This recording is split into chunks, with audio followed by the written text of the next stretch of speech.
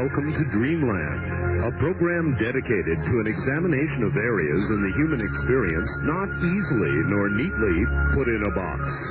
Things seen at the edge of vision, awakening a part of the mind as yet not mapped, and yet things every bit as real as the air we breathe but don't see. This is Dreamland. Good evening, everybody. Welcome to yet another Dreamland. Very, very enjoyable series for me to do, as most of you know. We barely made it, but I guess what we did. And we connected with Linda Howe, who is, believe it or not, at the Philadelphia airport, where I guess she just zoomed in. And that was a nail-biter. And our guest, of course, is going to be Bud Hopkins. Been looking forward to this one. UFO investigator extraordinaire, author of Intruders and Missing Time. So it should be, to say the least, quite an evening. I'm Art Bell. This is a sort of an unusual program. And if it is your first listen, I suggest you sit back in an armchair and prepare yourself, because this is some pretty fascinating stuff. Now, all the way to Philadelphia, literally, I guess, at the airport, and Linda Howe. And hi, Linda, you're at the airport, actually? Yeah, Art, I'm in a relatively noisy phone booth out here. I'm going to hope that we're going to be able to transmit all this well, and if you hear what sounds like the loudspeakers or the music of an airport behind me, that's because that's where I am. Understandable. I was in Eureka Springs this weekend at the Eureka Springs conference that discusses the large complex UFO phenomenon. One of the guests who spoke for the first time in 28 years about his experiences as a television producer and writer in 1972 to 74 with the Department of Defense, working on a documentary called UFOs Past, Present, and Future, was Robert Emenager. In my new book, Glimpses of Other Realities, I show a drawing that he used in the first edition of the book when it was published in 1974 and was never published again after that. And he explained to me some time back, and I'm going to play an excerpt actually with more details here in a minute, that this drawing was made in the presence of Department of Defense officials who had the photographs in 16-millimeter film taken from two cameras at Holloman Air Force Base in May of 1971, when there was what appeared to be a pre-arranged landing at Holloman Air Force Base in the White Sands Missile Range area. And what I'm going to play for you right now is an excerpt of his telling, really for the first time, the blow-by-blow as he understands what happened. And all right, Linda, let me ask, are you able to hear me, Linda? Yeah. Did you say a pre-arranged landing? Yeah, it assumes, it implies that there was some communication. All right, very good. This should be an interesting report. Go ahead. Here we go.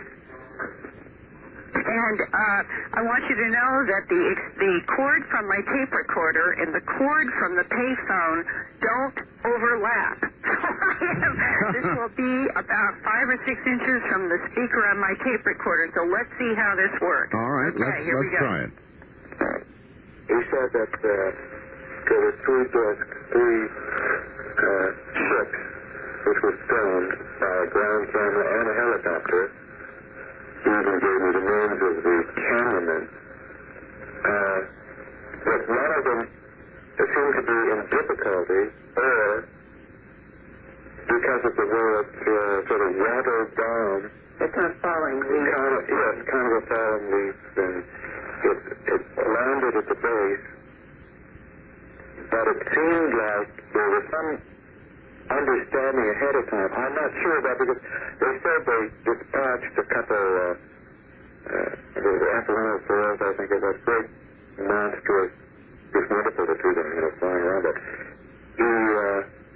to guide it down or to secure the area, they did have an alert at the base, and I understood that I was told that the commander of the base, fire chief, several other people were there as the craft landed and were waiting, and at the opening of the door, and out I guess, 1, 2, or 3 men in tight-fitting suits, which did not look quite human.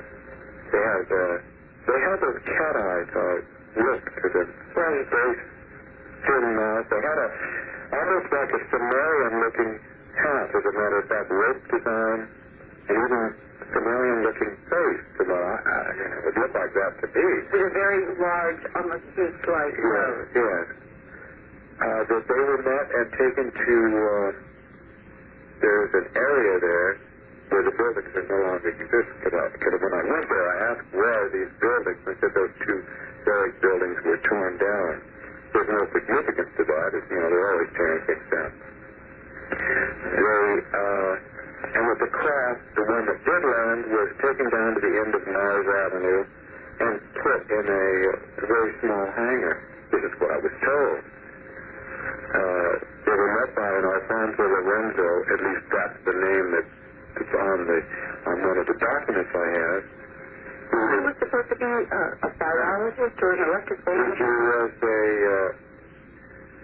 an X-ray technician or something, radiology within that field, but I never heard that he was really on TVY from Foreign Technology. And he may not have been a tech sergeant at all. But that's what I was told. But he was apparently he was an attendant to one of these beings, took care of whatever their needs were. What was his impression of that? Well, he was somewhat freaked out, and he's the one who contacted his friend at Norton to be on the alert and look for the film that would be coming. He said, I know there's got to be filmed. And he kept corresponding with Paul. Paul Schroeder. Paul Schroeder. However, there's any kind of a personal human reaction to these things? Yes, he did. His comment was that to him, they appeared like scientists, like educated scientists. Now, I don't know what kind of communication was done, but it seemed like there was no problem with communicating. They held in the drawing in your book, there was that there was a staff, which is a half caduceus, is it? It looked like, a coil around a staff. And he did mention what that was.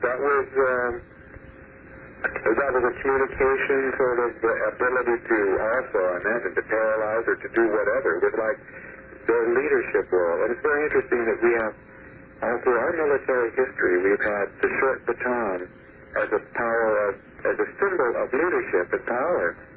And I kept wondering, I wonder if this is something that we, in our ancient past, have copied, like little humans that we are.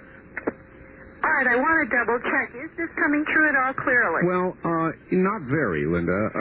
Not that's very. What I'm concerned about, and it's such an important interview. I understand. So maybe what I ought to do is just give you a quick summary on this, and then next week do it again in the finer audio abilities I have in my office. All right, let's do that, Linda. Give me a summary because it sounded fascinating. What was the essence of the report? Yeah, this is the very first time that Bob Emenegger has described the beings in any detail and using the terms Sumerian.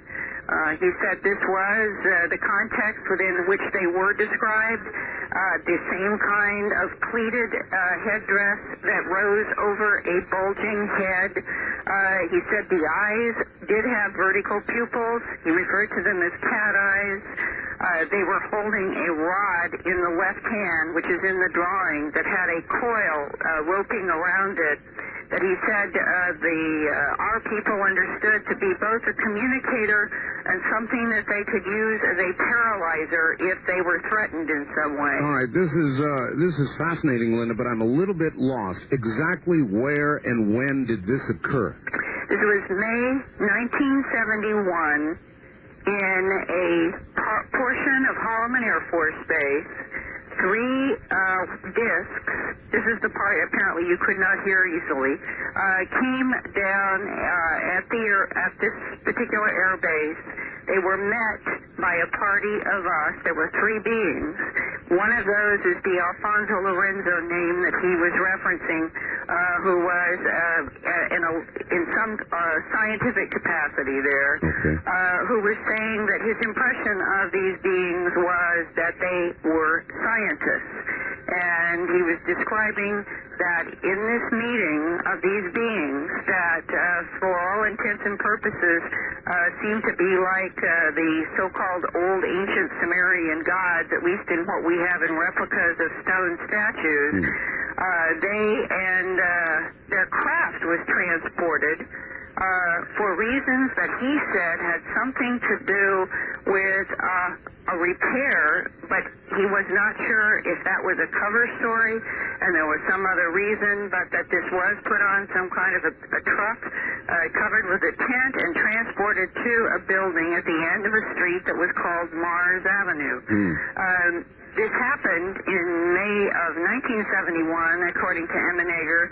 They were filming at Holloman and filming the documentary in which they described this event then as a hypothetical sequence, because that's what the Department of Defense told them to do. And that film was first broadcast in the United States in 1974, about 3 years after the event.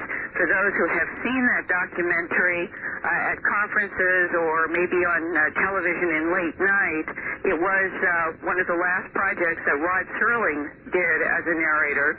And in it, it is this sequence at Holloman that he is now describing in detail for the first time. All right, what I'm curious about, Linda, documentary they described as hypothetical. Yes, Linda, what I'm curious about is why is he just telling this story now? Because he feels that he can. Because he feels that people are ready for it, do you think? Or because something else has changed? In other words, you say he feels he can. He feels people will accept it, or that it's time, or what? Well, he does not, apparently, because he said he had checked with some of his still contacts in Washington about speaking at the conference and making these descriptions, and no one said that he could not. So this is, in a way, it is a step forward beyond the documentary 20 years ago. It's gone from hypothetical to the description of a reality. All right. Well, there is yet another reality, and while we're on the subject, Linda, I know your book is out. Why don't you tell everybody how to contact you or get a copy of the book? Well, thanks, Art. Glimpses of Other Realities. You can get information about ordering from Linda Howe Productions, Post Office Box 538 in Huntingdon Valley, Pennsylvania, and the zip code is 19006. I'll repeat that one more time. Post Office Box 538 in Huntingdon, Hunting, D as in dog, O-N, Huntingdon Valley, Pennsylvania. And the zip code is 19006. And next week, I will redo this so that you can hear his interview clearly. And I'm sorry I got trapped late on an airplane in an airport. Oh, no, that's quite all right, Linda. And if it had been any closer, I suppose you'd have been calling from in-flight. I would have had to. All right, wonderful. Thank you. Well, thanks, and my best to Bud Hopkins. All right, take care, Linda. Take care, Art. That's Linda Howe, literally at the airport. And sometimes that's the way things work out. I thought she had perhaps spaced out on the time change that, of course, we all went through, the 1-hour time change. Well, on a summer afternoon in 1964, Bud Hopkins and two others watched a small, round, metallic craft maneuver in the sky over Cape Cod. This daylight sighting marked the beginning of his interest in UFO phenomena. But his first nationally known investigation did not take place until 1975. Well, I understand that. You need a while to think about an experience. Then a UFO apparently landed less than a mile from Manhattan, was observed from various vantage points by a number of witnesses. Bud Hopkins' carefully researched account of this incident appeared in the Village Voice Cosmopolitan magazine and elsewhere, and was covered extensively by television and radio. Bud is an accomplished author, probably the nation's premier UFO investigator, Andy has appeared just about on everybody's important television show, and I'm sure that you know him, so he doesn't really need a great introduction beyond all of that. Let's go to Bud Hopkins. Bud, good evening. Good evening, Art. Are you able to hear me okay? I certainly can. I hope you can hear me. Just fine. Clear as can be. Bud, first of all, welcome back. We had you on Area 2000. Now the program is syndicated, and we're sure glad to have you back again. Listen, what did happen? I speculated there a little bit.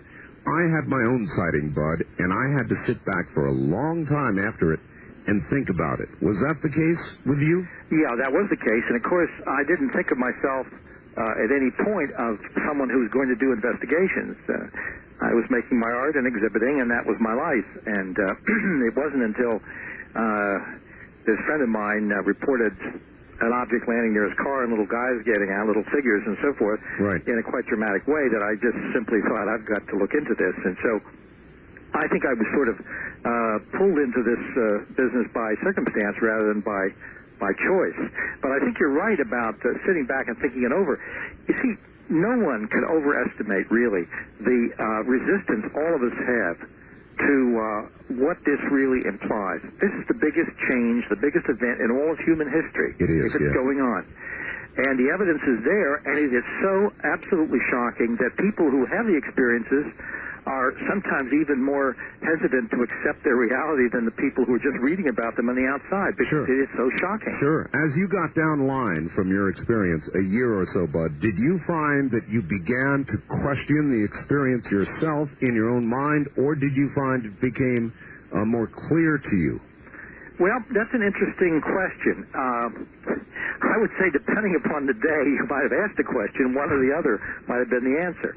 There is a strange way in which, if everything's going well and the world seems orderly and the edges are nice and clean, you just convince yourself it just must have been something. You don't know what it was. It must have been something. So you convince yourself as best you can that it's just something that's going to go away, because it has to have an explanation.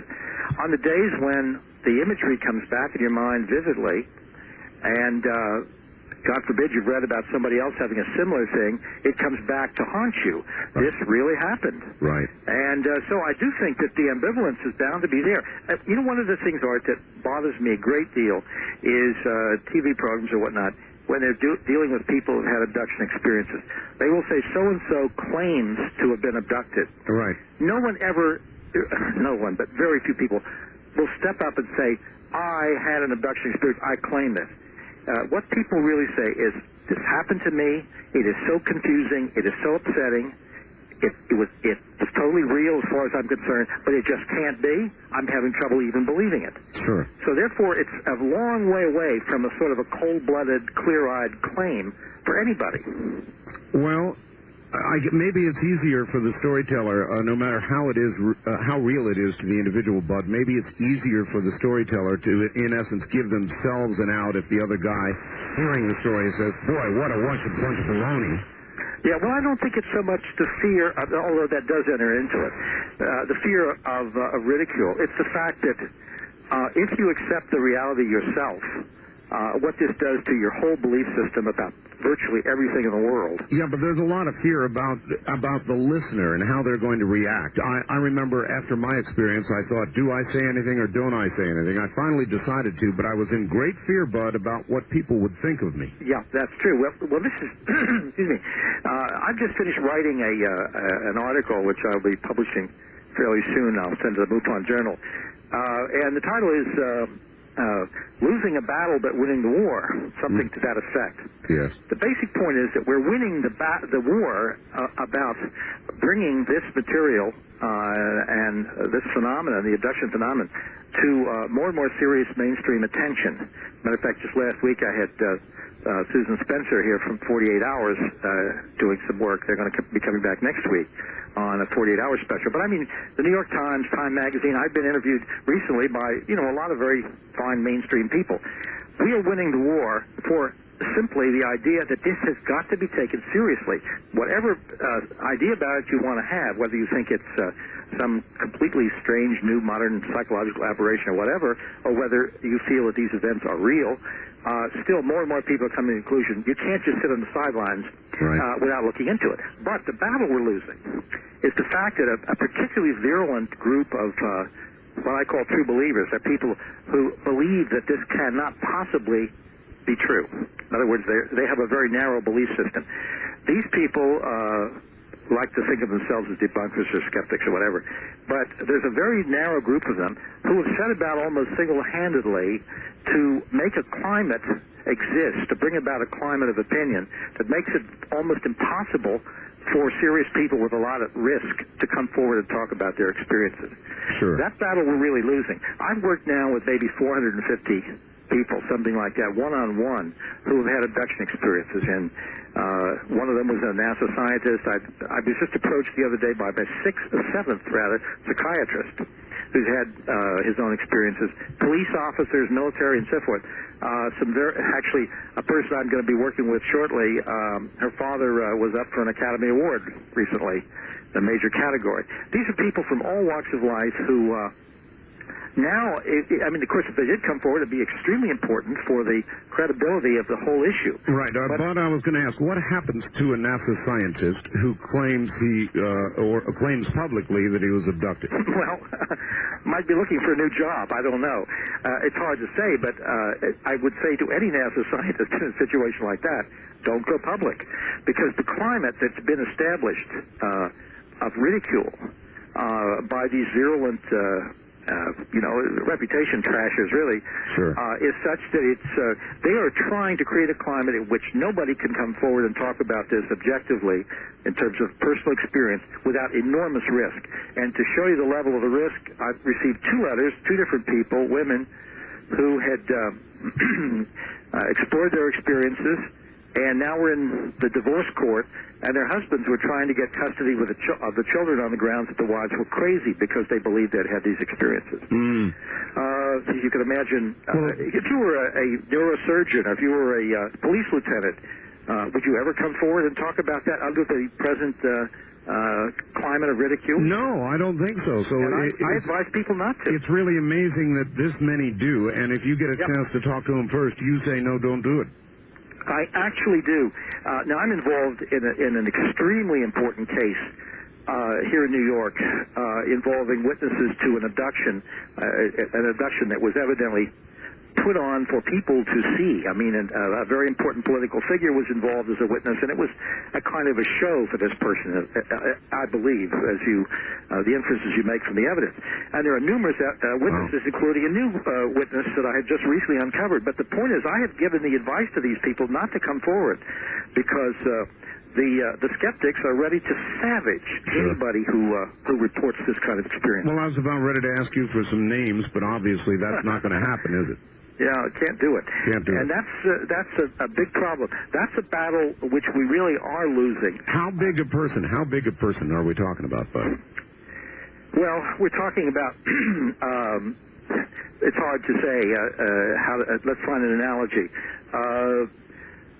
Let's say the importance of the level of, let's say, a former Secretary of Defense of the United States, a former Prime Minister of Great Britain, something of that level. Oh, that's we're talking very, very high. Yeah, but the point is... all right, Bud, listen, the point is we're at the bottom of the hour right now, so let's take a quick break and we'll be right back. My guest is Bud Hopkins, and this is already fascinating stuff. You're listening to Dreamland on a Sunday night from the CBC Radio Network.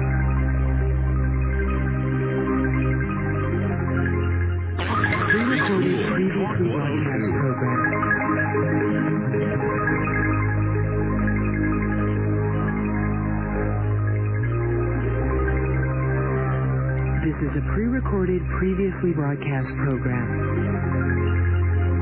From the Kingdom of Nye, this is Dreamland with Art Bell on the CBC Radio Network. Another Sunday night, another Dreamland. My guest is Bud Hopkins, and he really ought not need anybody's introduction, and he really doesn't.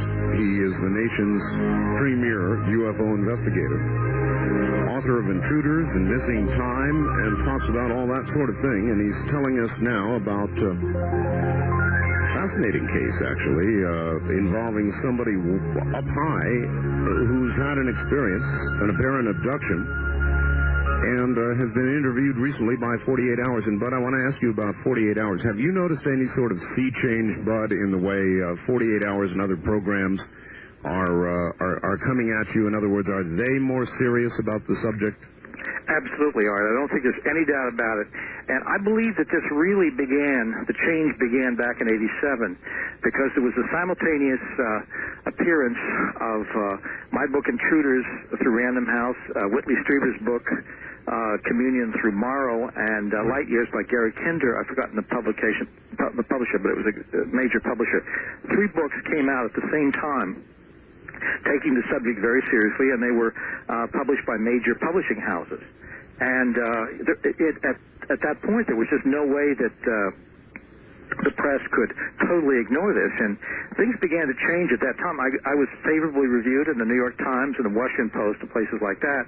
2020 did a piece and so forth, plus, lots of other things. But the point is that the public is extremely interested in this, because I think there is a subtle awareness in this country that this has never gone away, that the subject just, the evidence is there, and that there's an effort on the part of the government and other people to keep this quiet, and people just want more and more to hear about it. All right, I'd like to understand, Bud, what you can tell us about your own success. In other words, you are regarded, so well regarded throughout the mainstream media, and why is that compared to others who are ridiculed, frankly, and laughed at times? Why?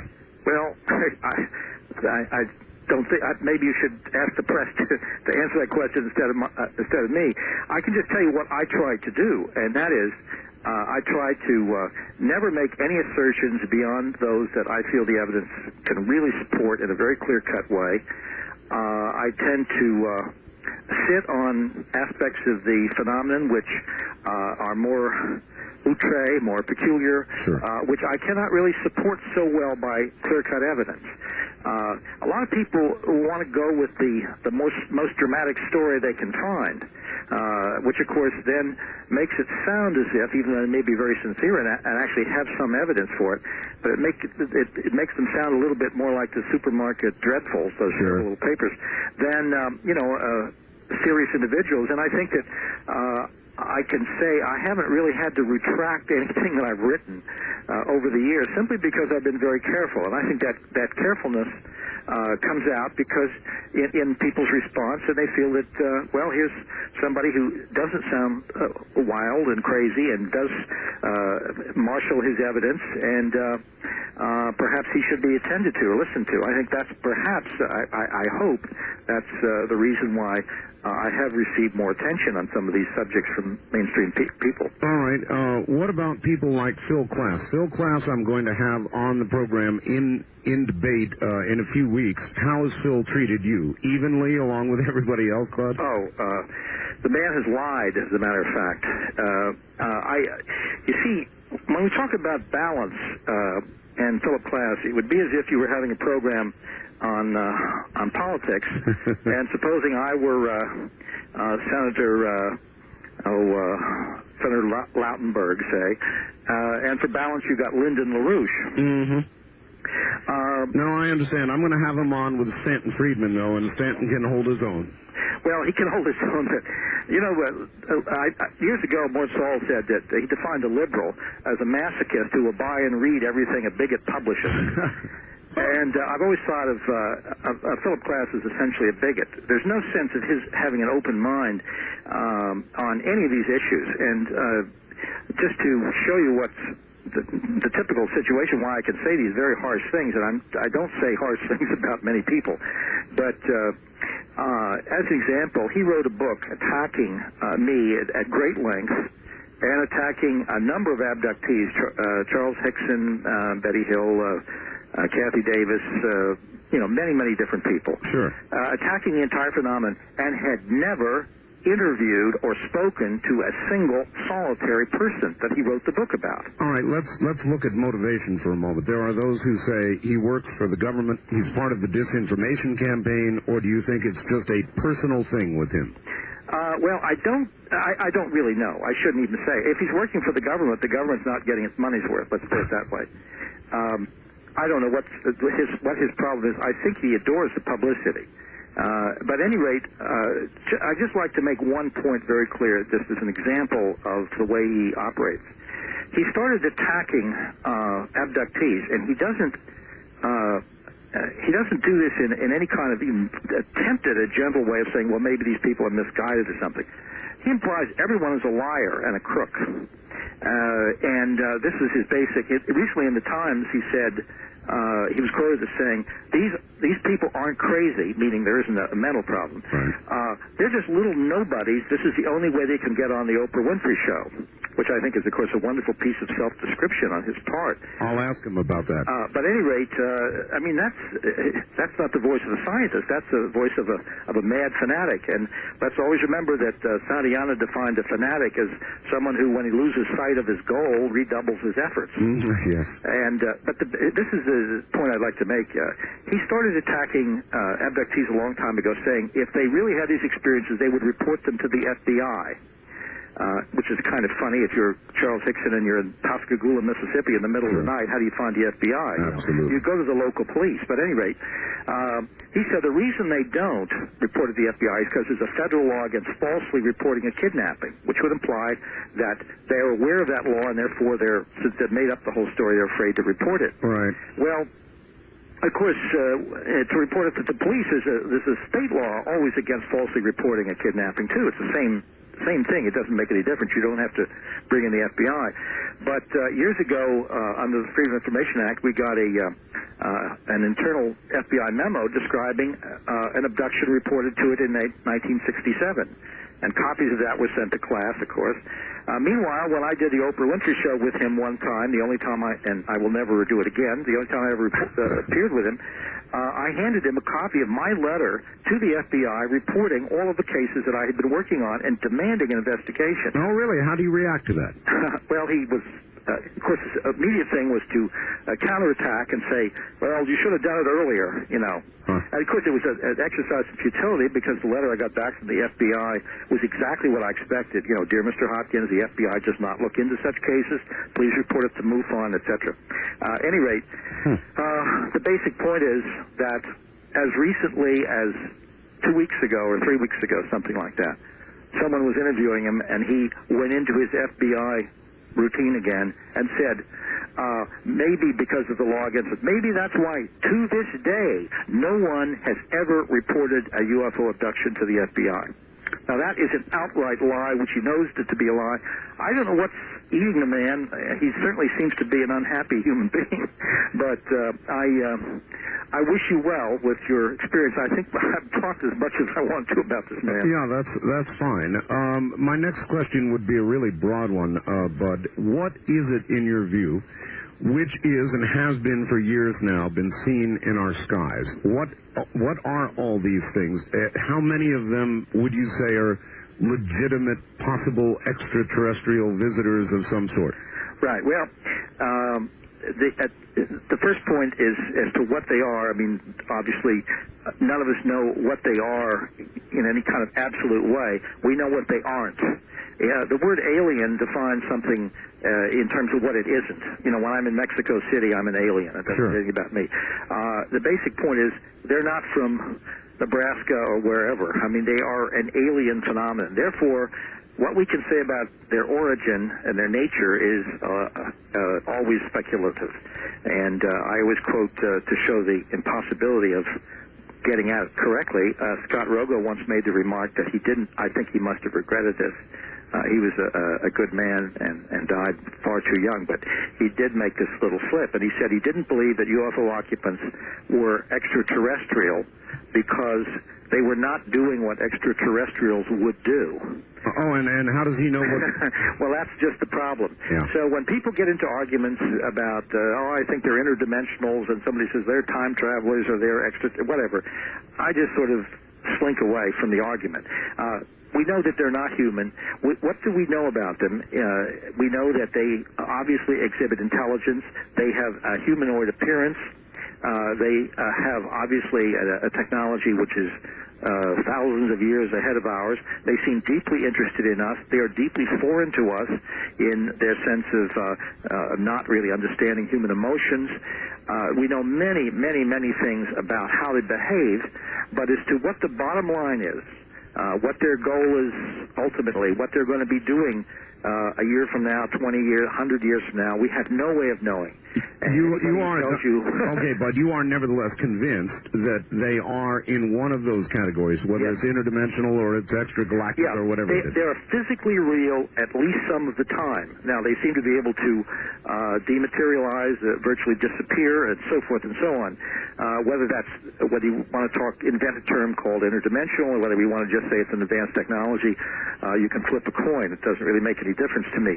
But the point is that they represent a non-human intelligence from elsewhere, which is of enormous advancement over us technologically and so on. All right, we are a commercial operation, so we're going to do a little of that right now, Bud. Relax for a second. We'll be right back to you. Okay. All right, my guest is Bud Hopkins, and if you've been listening, you well understand what the subject matter is. We'll be right back with more of it. We're going to take some calls tonight. Yes, we are. Very interested in that. Yes, well, they're coming up in the next hour, Bud. Good. Absolutely. Are these friendly beings, or are they... what are they? In other words, we see one of these things, what would you advise a person? Walk up and offer your hand, or run like hell? Well, the truth of the matter is you're probably not going to have any choice one way or the other in this. They seem to be able to control the situation as they need to. Now, the basic point about this, which is extremely, I think, central to understand, is that all of our science fiction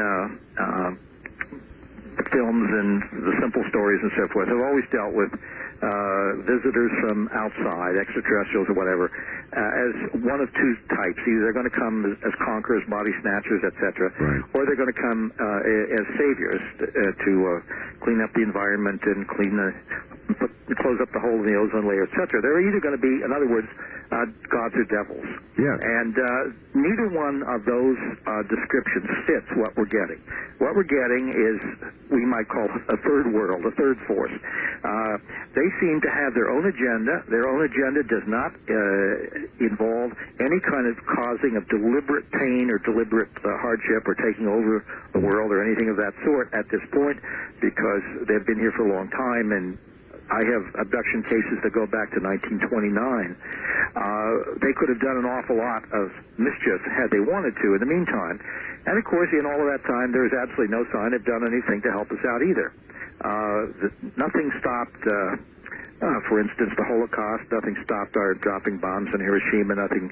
Nobody stopped the Korean War, the Vietnam War, or the carnage and the genocide that various factions have practiced since then. Nobody stopped the spread of AIDS, the problems of cancer, the difficulties with our planet, the environment. They seem to be bent on their own purposes, which are not malevolent or benevolent. And that's a very tough one to understand. All right, so then maybe they're closer to actually just monitoring what we're doing. Well, they seem to be monitoring it, but they seem to be taking material from us and taking from us with as little disruption as possible, it would seem, as little deliberate disruption. The involuntary disruptions, the side effects of what they're doing are truly horrendous. I don't think they understand the terror and the confusion and the self-doubt and the family disorders and dysfunctions and so on that follow in the wake of what they've been doing over these years. But I don't see that those are intended results. So they are taking from us our genetic material and our DNA, our particular genetic makeup, because it seems, and this is the basic theme of my book, Intruders, and really this has been replicated and is accepted by virtually all abduction researchers that I know of. They are picking people up in childhood and picking them up again at intervals throughout their lives as objects of study. And they seem to be taking sperm and ova samples and genetic material in what is apparently an attempt to create a mixture of themselves and ourselves, a hybrid being. And quite along with that, they seem extremely interested in understanding our emotions, our thoughts, our feelings about one another, our sense of relationship with one another, love we feel for one another, for our children, and so forth. All of those wonderful human things they seem to lack, and they seem to be very anxious to acquire them. Well, as you look at their behavior, Bud, would you say they're more likely... let's see, how can I put this? Would you say they're more likely our creators, or they are tampering with what has been created? Boy, that's a tough one to answer. I mean, we're out in real deep speculation. I mean, there are a lot of people who talk about them as our creators and so forth. The idea being that we must have some common genetic root for a hybrid program to work. I really don't know how to answer that. My feeling, though, Art, actually, is that on Earth, females carry their babies for 9 months. The fetus is in their bodies. And when they give birth, there's a tremendous sense of connection, of bonding with their children. If you imagine some kind of developed species which no longer reproduces by that method, which no longer has females that go through the discomfort and warmth and everything else of carrying a child inside the body and giving it nurturance and so forth, if they have evolved past that and they somehow need that, they feel that perhaps they've reached some kind of evolutionary dead end, and there are reports that would suggest that, though we can't, again, we're in speculation. Okay, again, that it is they have reached the dead end. Yes, exactly, they rather than us. I think they're envious of us, to tell you the truth.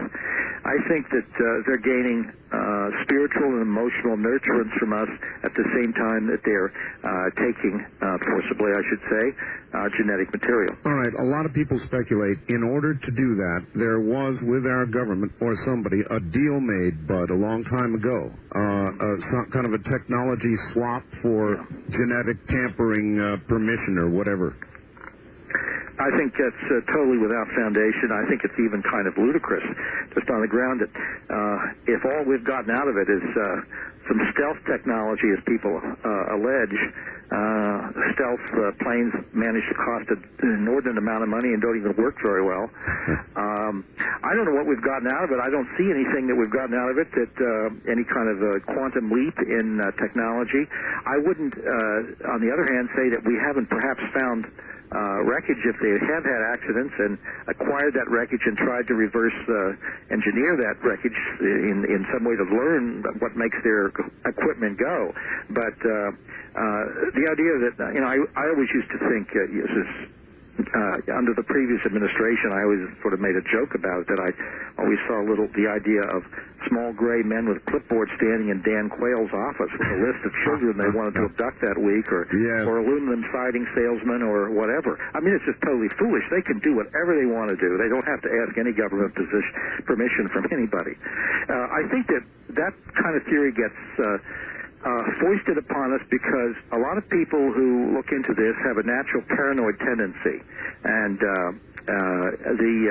I don't mean that in the strict clinical meaning, but conspiracy theories are wonderful for a lot of people. They abound. And, of course, you understand paranoia is a wonderful thing because it instantly organizes what's otherwise chaotic. If you and I have a flat tire in the afternoon and lose at poker in the evening, we think we had a couple of bad breaks, but the paranoid will tell you who did it to you and why. That's right. So the point is that if there's a lot of paranoia about the UFO phenomenon, there's, of course, tremendous paranoia, and some of it obviously very deserved on the part of belief about the government. So if you can put the two together and say the two are working hand in hand, we've got a kind of very satisfactory thing. All right, you almost speak as though there is not a government cover-up. We're close to the top of it. No. There is one. Absolutely. But there's a big difference between complicity and some kind of a deal that where the government or some branch thereof is quote-unquote allowing the aliens to abduct thousands and thousands and thousands of our citizens daily. So, in other words, you think the government may understand that it is here and that they are here and even have evidence of that, but not really know what the story is themselves? Absolutely. I think that their knowledge is far more extensive, I'm sure, whatever branch this is, than my knowledge or anyone else's. But the point is, what can they do about it? I've used this example again and again. If all a president can say is, ladies and gentlemen, they're here and they're flying around, they can outfly anything we have, and they're taking our people on these 1 and 2 and 3 hour abduction events, medical experiments, sperm and ovum sample being taken. They erase people's memories. We have no idea what it's ultimately leading to, whether they're going to be friendly or not. We don't know what this is all about. There's nothing we could do about it. Thank you. Good night. We'll talk about it when we hear more. So in other words, why say anything? You're just going to scare a whole bunch of people. And could you imagine being in the bond market when something like that dropped? No, I cannot. Bud Hopkins, hold on. We're going to take a break, top of the hour, then we'll come back and take phone calls.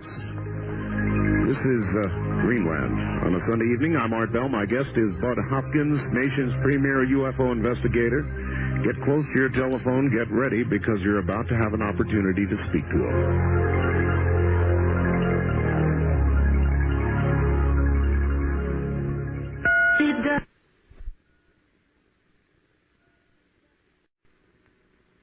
800-618-8255. 1-800-618-8255. First-time callers, area code 702-727-1222. Or the wildcard line at 702-727-1295. This is the CBC Radio Network. And we own the night or evening, whatever day part it happens to be. My guest is Bud Hopkins. And as the man just told you, those are the telephone numbers. The telephone lines are now open.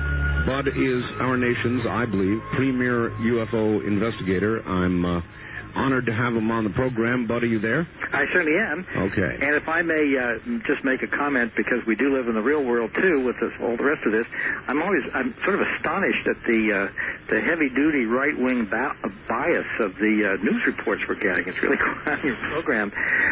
It isn't so much news as a little sermonette about how bad anything liberal is. I'm surprised. But anyway, I don't want to short-circuit what we're talking about. But we do live in the real world, and these other things are important to us, too. They really are. And does the twain ever meet, Bud?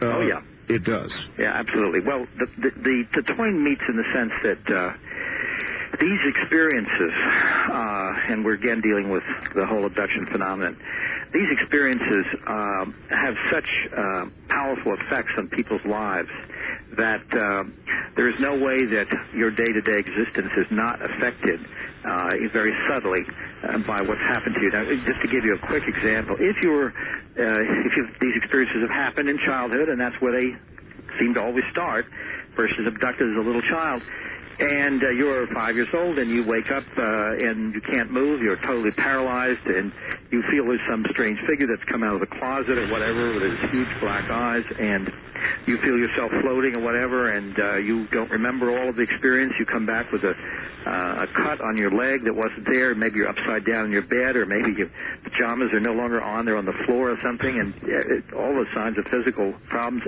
and you start calling out for help for your parents, and your mother says, you just had a bad dream, get back in bed. And you try to say it wasn't a dream, it was real. Right. What happens, of course, is a terrible kind of split develops between the child and his or her sense of trust of adults. And if the adults begin to feel maybe something like this really is happening, they begin to feel a tremendous sense of impotence, of helplessness in protecting your own families. And much of this can remain unspoken, and it does not help anybody in your day-to-day existence, whether you're talking about your first-grade teacher or your friends at school. You're afraid to let them know that these strange things are happening to you, which you think, am I crazy? Is this me? What is this? Sure. All right, but one other thing. You brought up politics, so one question, then we'll go to the phones, and that is, this administration, they've revealed an awful lot about the nuclear testing and a bunch of other baloney that's going on. What kind of hopes do you have that they're going to release information or what they know about UFOs? Well, my hopes are slender, sad to say. I mean, we have been hearing day after year after year after year, this is the year and they're going to come clean and so on and so forth. I honestly don't see how they can do that without really terrifying the country. They've put themselves in a completely terrible position by the government cover-up program, because by denigrating the experiences of literally millions of people, they're really saying, you didn't have these experiences. You either made them up, you're a liar, or you're mentally ill. It didn't happen. Some problem psychologically. This is, of course, very much like on a national scale what I was describing within a family, sure, where the parents are telling the children, this didn't happen to you. You just had a dream, and the child knows it wasn't a dream. The people who have had these experiences know that the government is lying to them, and of course it means that they have no place to go for help, although we're trying to supply that as best we can with our limited resources. Numbers of researchers and mental health professionals are turning around to this, but in the meantime, to help people as best they can.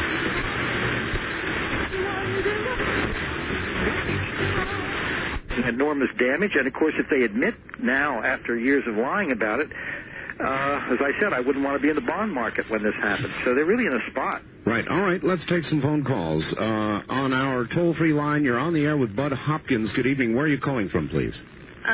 Portland, Oregon. Portland, Oregon. All right. Go ahead. Well, I had a recent experience, and I was just wondering how familiar this is.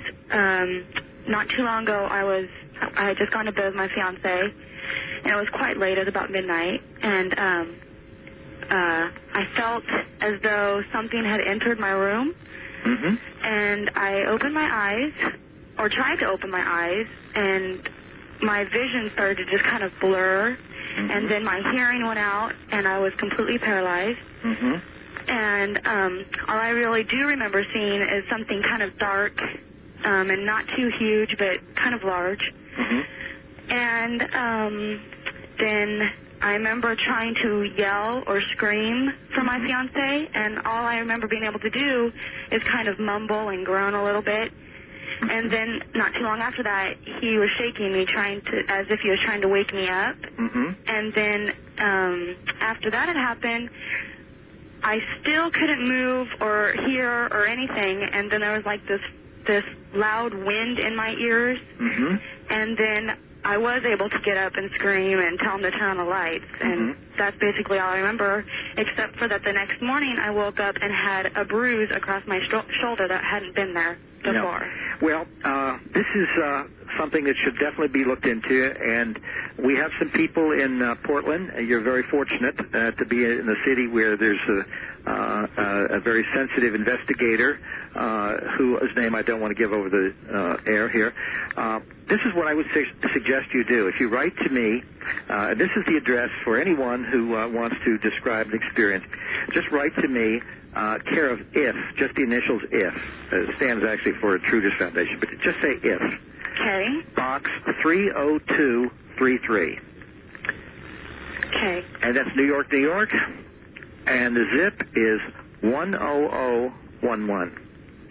Okay. Now, if you write to me, and we will put you in touch with a very skilled and helpful and very, very warm person, an investigator in the Portland area who has had these experiences herself, and she has a support group and people who can be of help. But your experience should very definitely be looked into. All right. Well, I have another question. Does this usually happen because not too long before that I had kind of a sighting. I'm not too sure exactly what I'd seen, but it was definitely something not usual or out of, kind of... All right. Listen on the radio for us, please, ma'am. Is that typical sighting and experience? It's not necessarily... Many people have these experiences without remembering a sighting or without having had a recent sighting.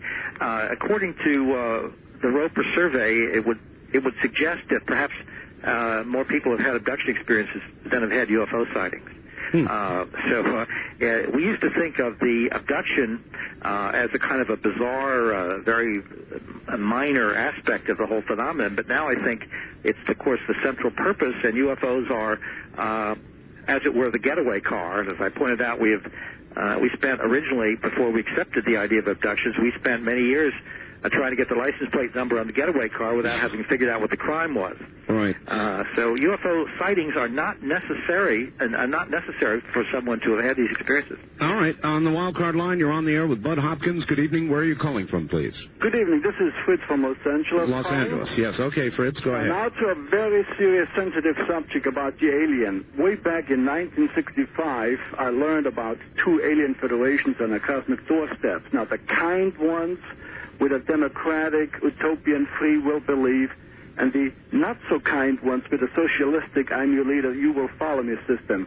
What I want to say is that for hundreds of years there has been a great conflict over who will connect with this solar system. Now, my question to Bud is, have you heard new research run into this conflict about the two alien races out there who want to take over the Earth sooner or later? All right, thanks, Fritz. Well, we've got the left and the right in this country. It's kind of a question about extragalactic politics. I would say that what's been described here is essentially, with all due respect to Fritz, it sounds to me like the kind of projection that we get from people who want to put this in the duality of gods and devils, gods and demons, and so forth, that I was talking about earlier before. I haven't seen in the 18 years I've been doing this kind of research, I haven't seen any sign that we have different groups doing specifically different things. Now, we have different physical types described from time to time, but they very often are seen in the same ship doing the same kind of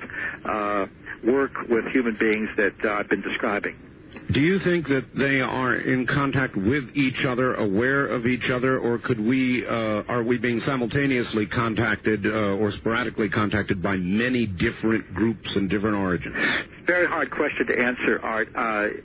What I said, though, essentially is, as an example, in one California case, the woman reported small gray figures with huge heads and black eyes, and a tall figure that was more insect-like with huge eyes. People have made associations with the praying mantis look and so forth. And in that same ship was a, relatively speaking, normal human being. But they were all cooperating in these genetic experiments as I've been describing. So it would seem that we don't have different groups doing different things. I suspect that although we have no idea where the place of origin of these figures are or whatnot, there doesn't seem to be a different groups doing different projects. Kind of a consortium, then. Yeah, it would seem to be. All right. On the first-time caller line, you're on the air with Bud Hopkins. Good evening. Well, good evening. I can't believe I got through. You have. Where are you calling from? This is Bill in Albuquerque. Yes, Bill. And I wanted to ask Mr. Hopkins if he's the one that wrote Missing Time. I read that book, and I forgot it completely. Is he with the aliens? You mean you had a missing memory about a book, right? Yeah, about your book. No, my question is brief. I want to know if you think that we have experimental aircraft that flies as fast as the speed of light. All right. All right, Mr. Bell's guess. I would doubt that very seriously. I'm not a scientist, but I would doubt very seriously if we have anything that remotely approaches the speed of light. I think that there are undoubtedly aircraft under, in the planning stages, advanced aircraft of one sort or another, and also there is evidence that has come up actually in Nevada and so forth, that would suggest that perhaps there's been some reverse engineering of crashed UFOs, right, which would suggest attempt to try to get something to work. But the idea that we've got anything that can go near the speed of light, that if somebody had that, NASA would be out of business and somebody would be making zillions of dollars at it and so on. So, what about modes of travel, Bud? I've heard a lot of people talk about the bending of time and space and a leap across that bend. Have you heard a lot about that? There are lots of theories of that sort, and we really don't know what to make of it. I mean, I don't. As I say, I leave that kind of speculation to other people.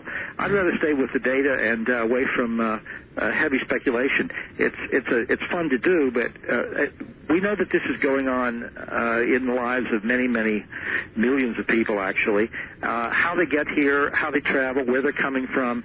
I mean, the idea, for instance, that they are necessarily locked into a planetary system somewhere is not necessarily true. I mean, it's highly possible, since we have had up in space a Skylab at one point, and space stations are going to be built by us, and within not too long a period, orbiting Skylabs, and one could imagine that an environment could have been constructed, and it could be movable through space, and so they might not be tied down to a planet. Who knows? All right, good. Well, I think that's why you're so highly regarded. You don't, on a moment's notice or a second's notice, leap into the unknown. We don't. Yes, we don't know. Good. All right. Good evening. On the toll-free line, you're on the air with Bud Hopkins. Where are you calling from, please? Lawrence Laboratories, Livermore, California. Very good. Well, I'd like to contribute by helping Bud Hopkins and your audience understand the nature and the origin of UFOs. All right, sir. Are you on a speakerphone? And if you are, could you pick up the telephone? Well, I can't do that because I'm in an unsecured area, and I don't want my fellow workers to know tonight.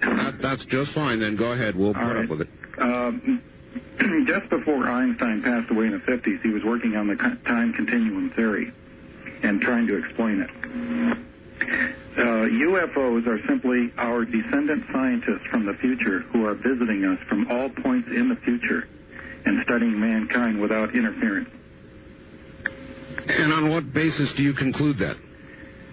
Well, Lawrence Laboratories in Berkeley is working on some of the projects. Well, the idea of time traveling, of course, has been brought up many, many times as a theory, and I don't see that really changes anything, frankly. I'm really taking a chance and even talking about this. I understand, and you are giving us news. Can you give us some idea of what technologies you're talking about, please? Well, the different crafts that you see are simply the different time machines, modes of travel machines that are from all different points in the future. They're simply scientists who are coming back with a policy of non-interference, studying the history of mankind. That's why they're taking DNA samples to the future to find out what has gone wrong with mankind in the future. That's quite incredible, and they're not extraterrestrials. They're from right here. They're from right here. That's why we see ships, as you call them, materialize and dematerialize, because they're simply going in and out of time. The issues, the descriptions, of course, here of time traveling, I mean, it fits one of the modes of explanation of the UFO phenomenon that we've had for a long, long time, along with, ideas of interdimensionality and so forth. So what you're saying is a theory that's been around a long time. The news would be, if you can say officially, that this is some kind of government, that Lawrence Livermore Laboratories is working on something. There is a point in the future where mankind learns to travel in time. Mm-hmm. Well, and it's less than 200 years. Uh-huh.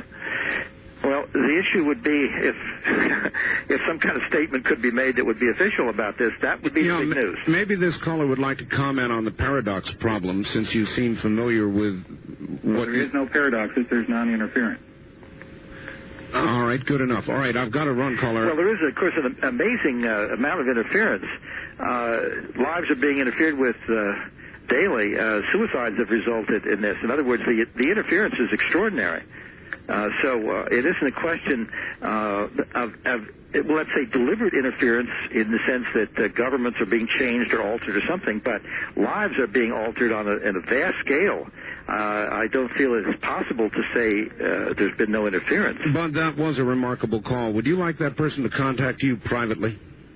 Well, I would like to hear more. Yes, absolutely, and he could. That address could be given. I would like to talk to him about it. As I say, the theory has been around for a long, long time. The question is whether or not there's some kind of official statement coming from, from a research scientist. Absolutely. All right, Bud. That's the news. Yes, that might be big news. Bud, hold on. We've got a couple of things to do. Let's get those done. And let me give Bud's address. Write simply to IF, Box 30233, 30233, New York, New York, 10011. Did you get that? IF, Box 30233, New York, New York, 10011. And we'll be back to Bud Hopkins in just a moment. I want you to know it. Okay. All right. Hello there. On the toll-free line, you're on the air with Bud Hopkins. Where are you calling from? I'm calling from Grants Pass, Oregon. Yes, KOPE. Yes. Go ahead. Hello there. Hello there. I find this absolutely fascinating. Good. Who am I speaking to? This is Bud Hopkins.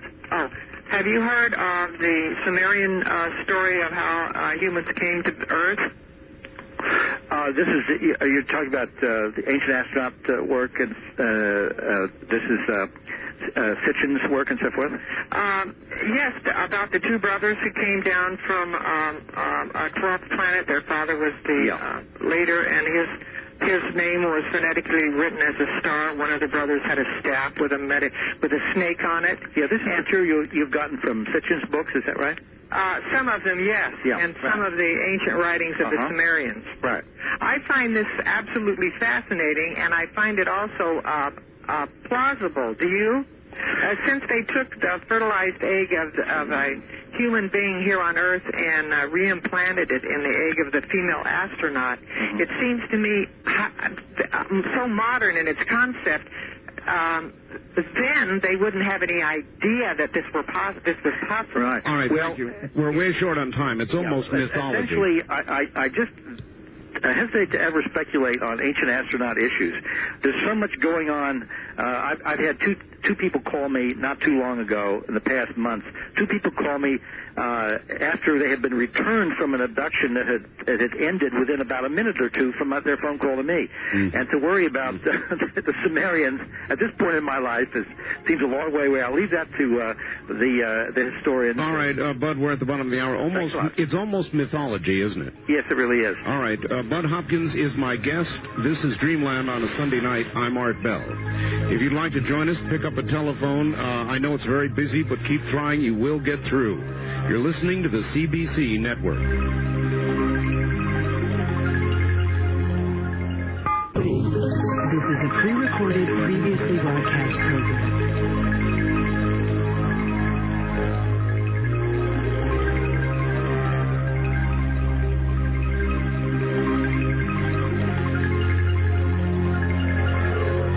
The Kingdom of Nye. We continue with your calls on Dreamland with Art Bell.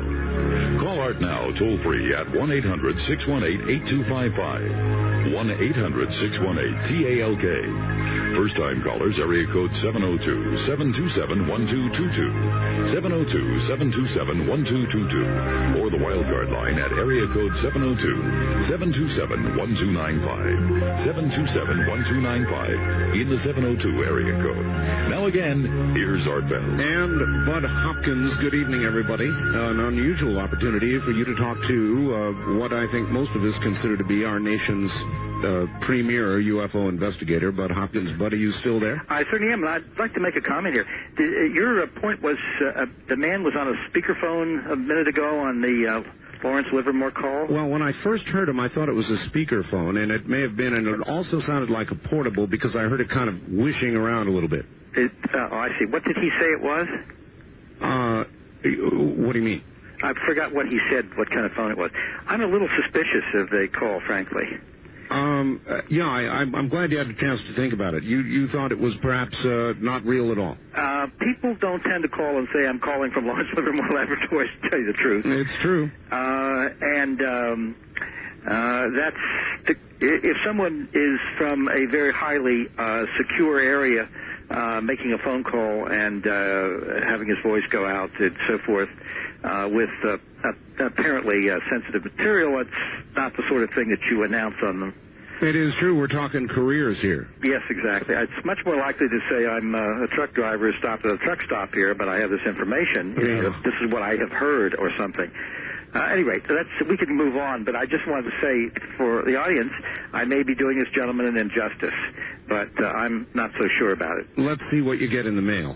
Okay. All right. On the toll-free line, you're on the air with Bud Hopkins. Good evening. Hi, I'd like to... All right, hold on, sir. Don't do anything yet. Turn off your radio first. That's number one. Okay. All right, now tell us where you're calling from. All right, my name is Eric, and I'm calling from Eugene, Oregon. Eugene, Oregon. All right, go ahead. And I'm calling to find out Are you familiar with Al Bielek and his time travel experiments? Yes. And how likely are they right now? How likely do you think that they are? All right, thank you. That's a question about the credibility of Al Bielek. Yes. Well, that's a hard question for me to answer because I'm not as familiar with it as I should be. I'm aware of it. I know that he has devoted a lot of time to writing about it, lecturing about it, and I would prefer to just let this one kind of dangle. I don't like to step out and pontificate in areas that I'm not as sure as my knowledge and information as I should be. All right, well, let this one go. All right, let's go away from Al Bielek, though, and let me ask you about the Philadelphia experiment. Did something, in your view, Bud, happen? My general sense is that no, it did not happen in the way it was originally reported. Now, of course, Mr. Moore, who wrote the book about the Philadelphia experiment with Berlitz, I believe, together, has since felt that the evidence is not really compelling that such an event took place. That was a long time ago, and obviously every single one of these issues, such as that amazing event, the disappearance and reconstitution of a ship and so forth, if something like that were feasible, I think we would have used this in one way or another, militarily or commercially, whatnot. One of the problems, of course, with all of these ideas of which verge on conspiracy theory about super-duper government military gear or material that could have military usage, is that people forget we went through a war, and the Gulf War recently, and of course we had no real special equipment in that war that gave us the ending we would have liked to have had. If we had had some really incredible equipment, I think right now, as I've always said, Saddam Hussein would be sitting in a jail cell right now next to Noriega, and we would still have Bush as president. We would still have the head of the CIA as the head of CIA. The Joint Chiefs of Staff would still be in place, and so on. None of that happened. All right. Well, that's a really good point. What about the other major event in fairly distant history, the one in New Mexico that Representative Schiff is now going to cause the GAO to apparently investigate? Well, that's a very different issue because that has to do with alien technology, not military technology, such as the Philadelphia experiment would indicate. This is an alien event. I have absolute now, after many years of studying the evidence and noticing more abduction phenomenon, UFO phenomenon, into the idea of gods or devils, and I do not connect this with any kind of theological beings, demons, just as I don't connect it with theological beings, angels. I think that this is a very distinct phenomenon. Now, I'm not going to say that I don't believe that there are necessarily gods and devils in the real world. I don't want to get into a theological hassle here. We'll get a million calls from people consigning me to hell for my opinion, so I will stay away from that. But I definitely feel that this is its own business. It is not connected with demons. There are very, very possible mistaking identity situations where people feel the child is possessed of a devil or whatnot who is having abduction experiences, and it might be kind of hard for some people to tell. I had a case where a woman here in New York, her parents were rather not very well educated, first-generation Italian family, and they used to bring in the priest every now and then with holy water to bless the apartment because these strange little men with big black eyes were coming through the walls. Oh, boy. And what else to do? They must be demons. So there is some confusion here, but I think it is a separate phenomenon. Well, let me turn the question around. Is that one of the main reasons that we're not told about all this because of the reaction in religious circles? Well, I mean, that is certainly possible. That it creates a lot of problems for religious people, but it is not necessarily an insoluble problem. We have to remember, and I should mention that I have worked with a number of born-again Christians who are also abductees, and there was a problem for them of reconciling what was happening to them to their abduction experiences. Sure. And as I pointed out, many years ago, It was believed back in the time of Galileo that if the idea was accepted that we were not the center of the universe, that we were simply in a planet going around the sun amongst many other suns, then that would mean the end of religion. And because it was against the Bible, it was this, that, and the other thing. And that was what the theologians of the time believed.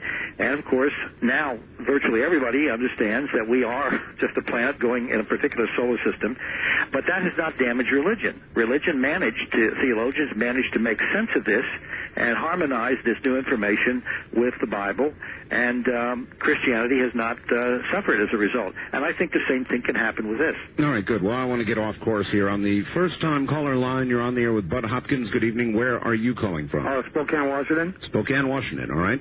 Mr. Hopkins. Yes, sir. Yes. How many of these abduction cases were preceded by a red light, a ball of red light coming through the wall first, like a probe? Well, many people who have had abduction experiences at one point or another have noticed unusual lights or balls of light in the room with them, coming through the wall, coming down the hall, whatnot. Often people describe these lights as acting as if they're intelligent, as if they're looking at you. I'm curious about, since you raised the question, that you must have had an experience along these lines. Yes, sir. Much like the young lady related about 15 minutes ago where she was paralyzed. Yeah, well, that's a classic account. Yeah. What was your experience, sir? Well, I woke up. I called before and talked to Linda Howe about this, and also Mr. Bell. But I woke up to a droning, whirring noise in the room, just whirring, a mechanical droning. That woke me up.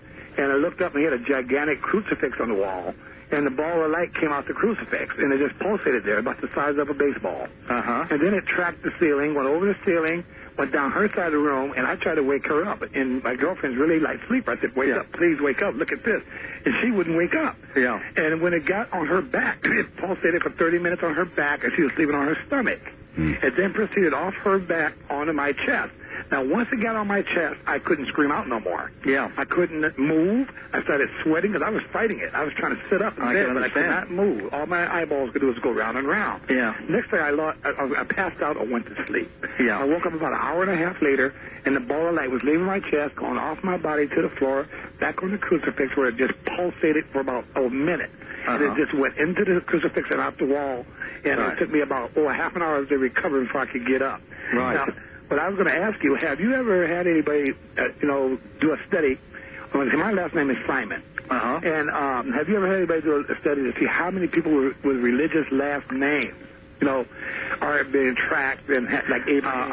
I honestly, Mr. Simon, I don't think there's any reason to think that any particular person is being singled out for this because of their religious beliefs or last name or anything of that sort. I mean, this is a worldwide phenomenon. We're getting this in areas where there are no Christians to speak of. For instance, these things are occurring in China, in the Orient, in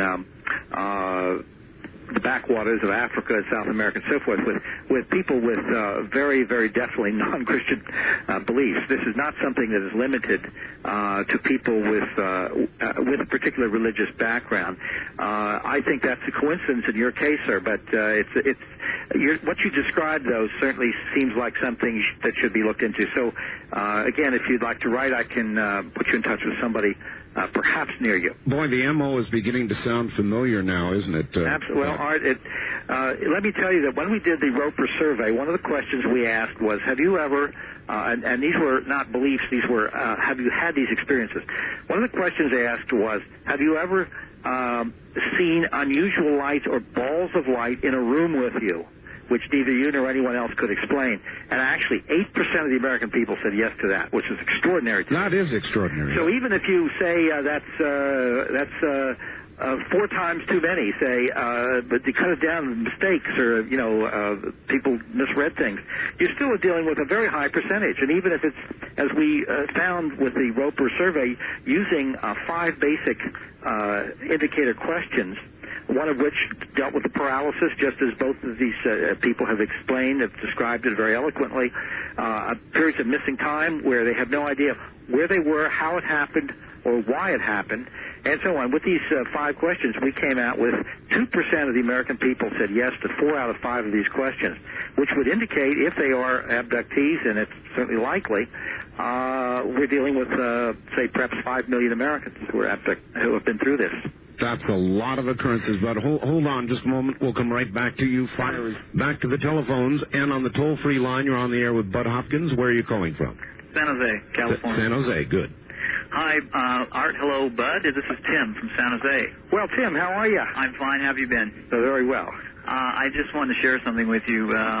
Yesterday morning, my daughter and her mom had an experience. They had a visitation. Her mom woke up with an extremely sore throat, nauseous, nasals were stinging, disoriented. She had blue fluid coming from her nose, one nostril. Oh, boy. She threw up, and she called me. I was curious if you'd heard of any sort of blue fluid with other cases like that. Well, that's coming from her nostril. Was there any way of saving any fluid? She wasn't thinking of that at the time. Yeah. We have a lot of different strange fluids from various bodily orifices which have created stains, and we have saved the material. It's very hard to analyze some of this stuff if you don't have much of it, and if it's very embedded in fabric, it's quite expensive to do it. But things like that have been reported more often, actually, kind of a brown fluid. Yeah. How about your daughter? She seemed to be okay. We took her to an emergency pediatrician just to make sure.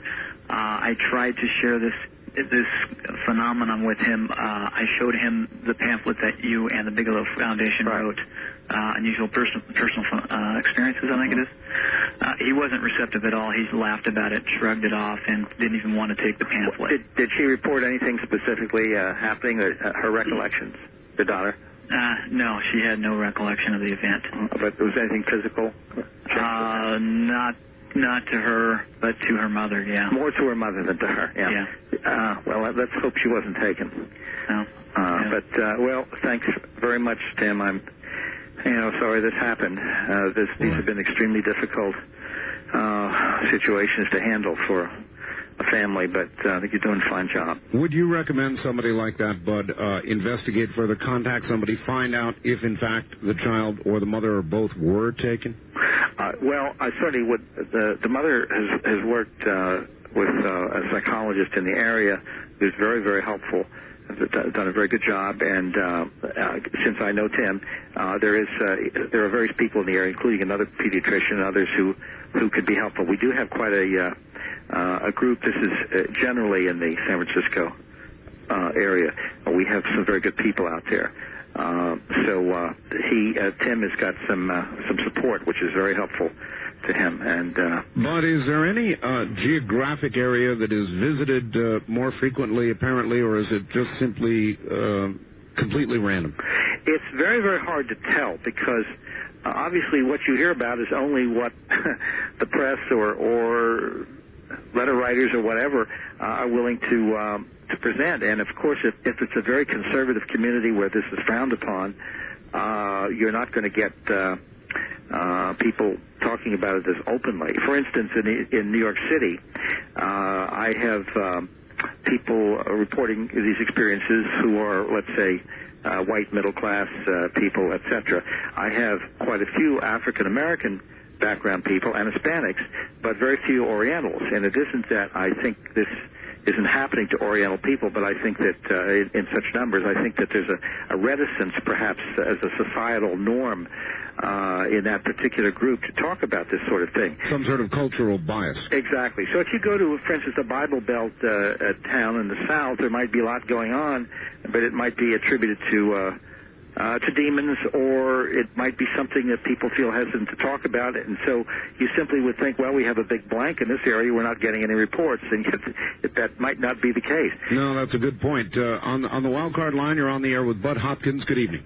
Yes, good evening, Art. Fascinating show this evening, because I'm curious, going back to when you're talking about a lot of this happens to children when they're younger, have you ever discovered that this was either a cover-up for child abuse, or that child abusers have used this guise or for UFO abductions? All right, or Bud, the other way around. Well, that's a very interesting point, and I'm glad you brought that up, because this has been let's say the explanation du jour of many groups of skeptics on the subject, that the essential point is people they believe are being sexually abused, and are somehow blanking out that memory and substituting for it a fantasy where they bring in aliens, which is an issue they can handle better than the fact that it was old Uncle Sid or Aunt Martha or whoever who did the abusing. And, of course, if that were the case, we would expect to find amongst abductees a very low level of people reporting sexual abuse. And, in fact, from the work that was done by Dr. Kenneth Ring and other people with abductees, we get just as high a percentage of abductees reporting sexual abuse by normal humans in the bad old way as we get with people who have not had abductions. So there's no sense that then these people are, as a group, are substituting abduction experiences. Since they're remembering the child abuse too. What's more, and I'll give you a very quick and very sad story, I have a number of cases like this. In this case, told me by the mother, her little boy, and this is rather graphic, and I'm sorry about this, but her little boy at the age of, I think he was 5 or 4, she was divorced. He was having, the husband had visiting rights, and the little boy would stay with him on the weekends. And the mother said, who was a registered nurse, she found her little boy in his bedroom with a screwdriver, which he was trying to insert in his rectum. Oh, my God. And he told her, when she was, of course, horrified, he said, that's what the man does. He uses a tool or something like this. Well, at any rate, she naturally assumed sexual abuse on the part of her husband, who vehemently denied it, but she went to court and got a court order barring her husband permanently any visiting rights whatsoever with the child. And the husband moved away, and of course, within a couple of months, the child was again talking, and he had some damage to the tissues, rectal tissues. He said the men had come in again, and they had big black eyes, and they were he was frightened, and they had used some instrument there, and plus a whole other range of things he was describing. I wonder how many times Uncle Sid is in jail because of an abduction. Well, I can assure you that it must have happened, because I have many cases where, a number of cases, one in which a woman had thought that she had been raped by her father at the age of 12. And that she had harbored these feelings all her life, never accused him. He never really changed his behavior. But the description of the rape scene, which I can't even go into, it's very, very odd. There's nothing about it that sounds like a rape, but her father was present. And as we explored the experience, it seems that it was an abduction of the two of them. And at one point, he was in the ship without clothes, as she was in the ship without clothes, and things are being done to the two of them. So it was interpreted as a rape. But I can assure you that just even the questioning from what she remembered consciously had nothing about it that suggested violence. She remembered that she was lying down, that she was unable to move, that she had no clothes on whatsoever. There was no sense of any violence or struggle. She felt that something was inserted into her body. There was no sense of another figure, of another body in relation to hers, etc. That her father was standing off to one side, unmoving. Nevertheless, but it isn't really a defense you'd use anyway, is it? It wasn't me, it was the grave. No, it wouldn't hold any water, and I really do feel... Now, see, there may be some cases. I would not ever say that there aren't any cases where what the gentleman suggested might not have happened, where somebody could have invented some sort of story. Lord knows the mind is very fertile when it comes to trying to cover up trauma and rationalize. It is. It reaches out and tries to explain. Bud, we're at the top of the hour, so relax for about 5 minutes. We'll do one more hour. Okay. Bud Hopkins is my guest. Fascinating night. We'll be back with more in about 5.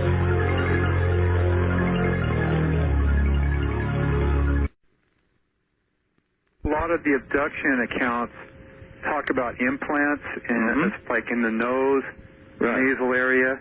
My question is, why don't we see these devices? And it would seem to me that if someone felt they had an implant in their nasal area, that they'd go and get some type of scan, like an MRI or a PET scan. Right. It seemed like it'd be really easy to detect something like that with the technology that we have today. All right, well, that is a good question. Very good question. And have we detected any, Bud? Yeah. Now, this is a complicated subject I'm getting much more interested in as time goes on.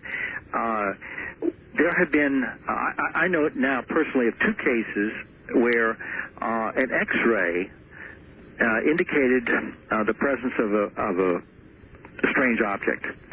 And before the X-ray, before anybody could do anything about the situation, in one case the X-ray was not in the possession of the person with the implant until a week after it was taken. That person was re-abducted, found herself bleeding from the nostril when she woke up in the morning, and evidently our little friends in the sky had come back and removed it. As if when the X-ray was taken, some alarm bell goes off, so to speak, and they come and take it. The second case happened to be a woman in whose child, it was actually the child involved, was about a 5-year-old girl who had been having abduction experiences, and she had an accident completely unconnected with UFOs. She fell off her bicycle or some such thing, and they thought she had fractured her skull, and she was taken to the hospital, whereupon the doctors, this again in Italy, discovered a strange object. By the time she was taken back to the Army base where her father was stationed in Germany, and she was re-X-rayed. Again, the object was no longer there. Wow. Now, I have those X-rays in my possession, and they, beyond any doubt, show foreign objects of metallic origin. These have been looked at by Dr. Paul Cooper, who's a neurosurgeon, who is a friend of mine who looks at such things for me. I have recently received a case from of again a woman, an abductee, who in another accident thought she'd fractured a skull, and the radiological report describes a metallic object in the parasagittal area of the brain. I know through the investigator Barbara Bartolek, who's done some very fine work on this. I have other images of, actually it's a videotape of the X-ray and MRI showing a foreign object in the medulla, and another one which shows an odd object with a very clear-cut symmetrical shape in the hip bone. And the man had been abducted, had terrible pain in his hip, and even the scar right opposite where this object seemed to be. I don't know what Barbara Bartolek is doing with those cases, but the point is the ones that are in the head are in places where it would be extremely dangerous to try to retrieve them. There have been some objects that have been recovered from the nostril, and 2 from the underside of different men's penises, of all things. These objects are not radio-opaque, do not have any kind of heavy metallic makeup.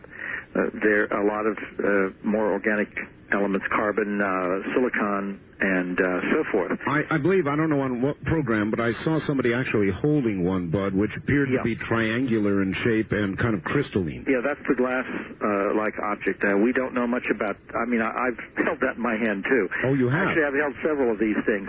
However, this is the big problem. The objects that have been recovered so far, unlike these metallic objects we have not recovered, are made of enough familiar elements, especially, as I said, silicon, carbon, and so forth, that no scientist is going to say there's no way that this object couldn't have originated on Earth.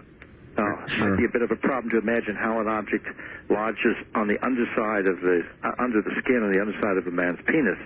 But nevertheless, it's possible to imagine an alien implant which is made of fairly neutral materials, but which is charged in such a way that it does what they need it to do.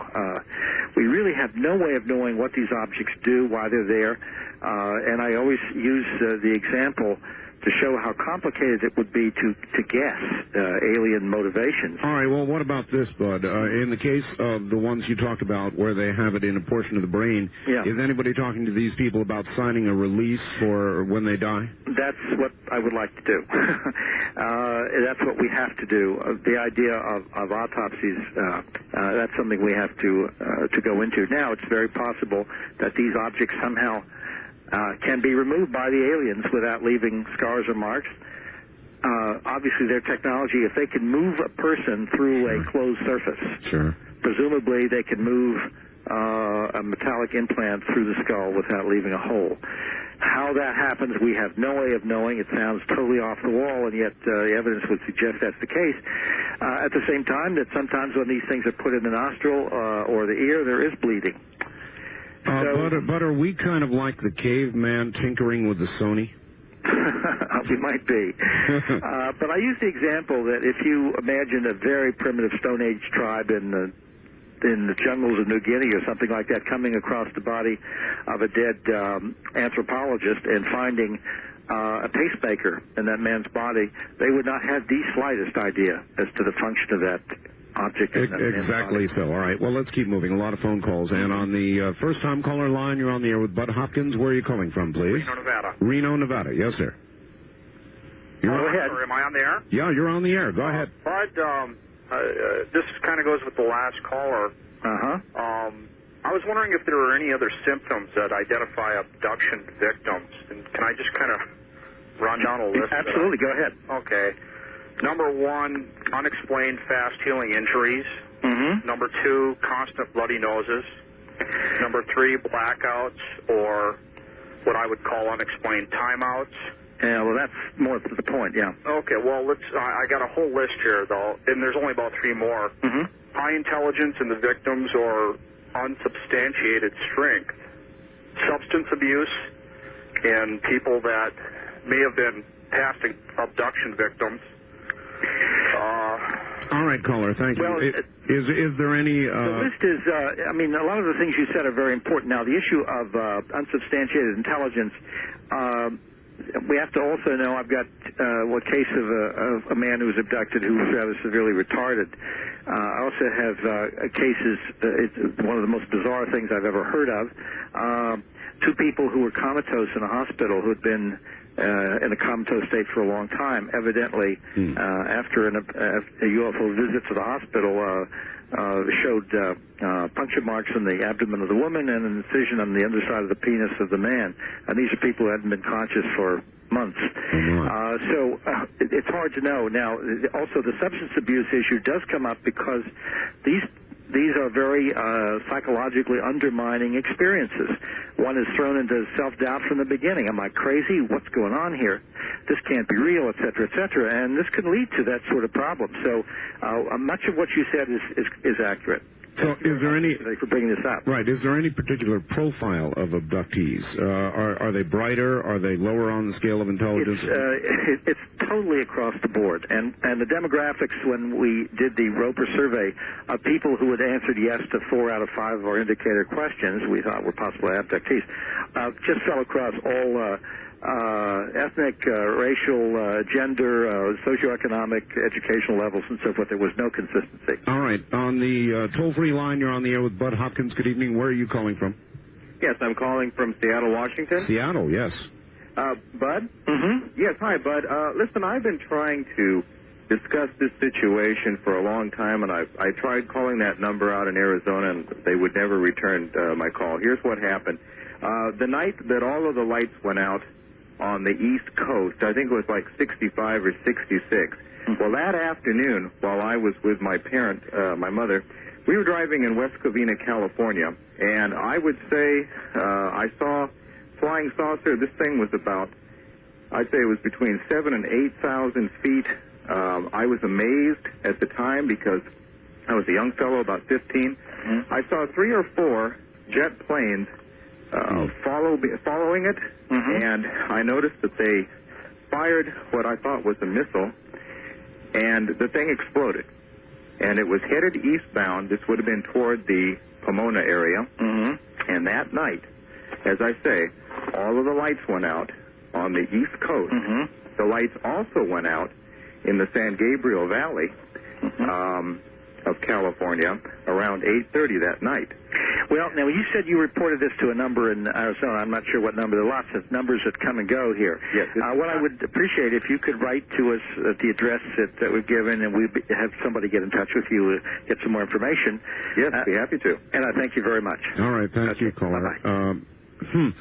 Bud, what about effects of UFOs, electromagnetic effects on radios, television, automobiles, any sense to any of that? Yeah, oh, absolutely. It goes with the territory. We again don't know whether this is deliberate, whether they can sort of zap someone's car, or whether it's a side effect of whatever propulsion system they're using, whatever that is. But just to tell you a really fascinating recent situation. Dr. David Jacobs was working with a woman who was quite petrified. She thought something was going to happen to her that night. She called him. Her husband was away. The 2 children were asleep. Anyway, to make a long story short, he got her to set up a video camera in the bedroom, which she had used on other occasions. Trained on the bed. And she went to sleep. There was enough light, and it was set at half speed, so it would run for 8 hours. Right. She went to sleep with the children in the bed. When she woke up in the morning, there was she'd been asleep about 8 hours, and there was still 25% of the tape unexposed. And it was still running. When she turned the tape on, it showed the image of her waking up, which she did not remember, getting out of bed and carrying each of the children away from the bedroom, so the bed was empty. Oh my! And the very next shot, she was back in bed with the 2 children, but it did not show her walking from the camera back to the bed. That gives me the heebie-jeebies. Now, that means that camera had stopped, whether it was shut off at the source or whether the power was interrupted, and it was off for the time that the abduction evidently took place. And so when she was placed back in bed, this is all speculation, but when she was placed back in bed with the children and the UFO left and the power resumed, the camera just started going again. But here you have an impossibility. There was no way that the film could have stopped and started this way without somebody doing it or some interruption to the power supply. All right, otherwise, she would have filmed herself getting in bed. All right, I've got one other question in this area, and I'll get to it as soon as we come back. Take a brief break. Bud Hopkins is my guest, and we'll be right back. The hard one to test is right. All right, on the toll-free line, you're on the air with Bud Hopkins. Good evening. Hello. I'm pleased to finally get through. Where are you, sir? I'm calling from the Reno area. Reno, okay. KOH, no doubt. Yes, absolutely. Bud, I have a little description of an incident I had while flying in an airplane myself as pilot. I'm a private pilot. I was eastbound out of Sacramento, California, heading towards Placerville, just a little south of Mather Air Force Base, which was an active base. It's about 10 years ago. I don't remember the exact date. I remember it as springtime. And off in the distance, about my 11 o'clock range or field of view, I saw a very bright light. My first interpretation was it was probably a B-52 out there with his landing light on approach to Mather. So I just studied it, watched it, and kept a note of it because he was out there in the direction I was flying. And all of a sudden, this light proceeded north at an extremely high rate of speed. I mean extremely. It went almost out of sight within, say, 2 seconds. That's fast. And the funny part about it, if that was an aircraft of any type, a vehicle that navigates through the air and had a headlight on the front of it or a landing light on the front of it, if he turned away from me, the light would disappear. Exactly, yeah. And this light did not. It grew dim as it proceeded into the distance. And I just kind of logged that myself in my own mind to say, well, I wonder if I'm going to see something like that ever again, which I never did. And I have heard of similar reports, but that's the only one I ever had. Well, that's a good one, and I'd appreciate it if you wrote in so we could get some of the data down, and there are people who collect these reports.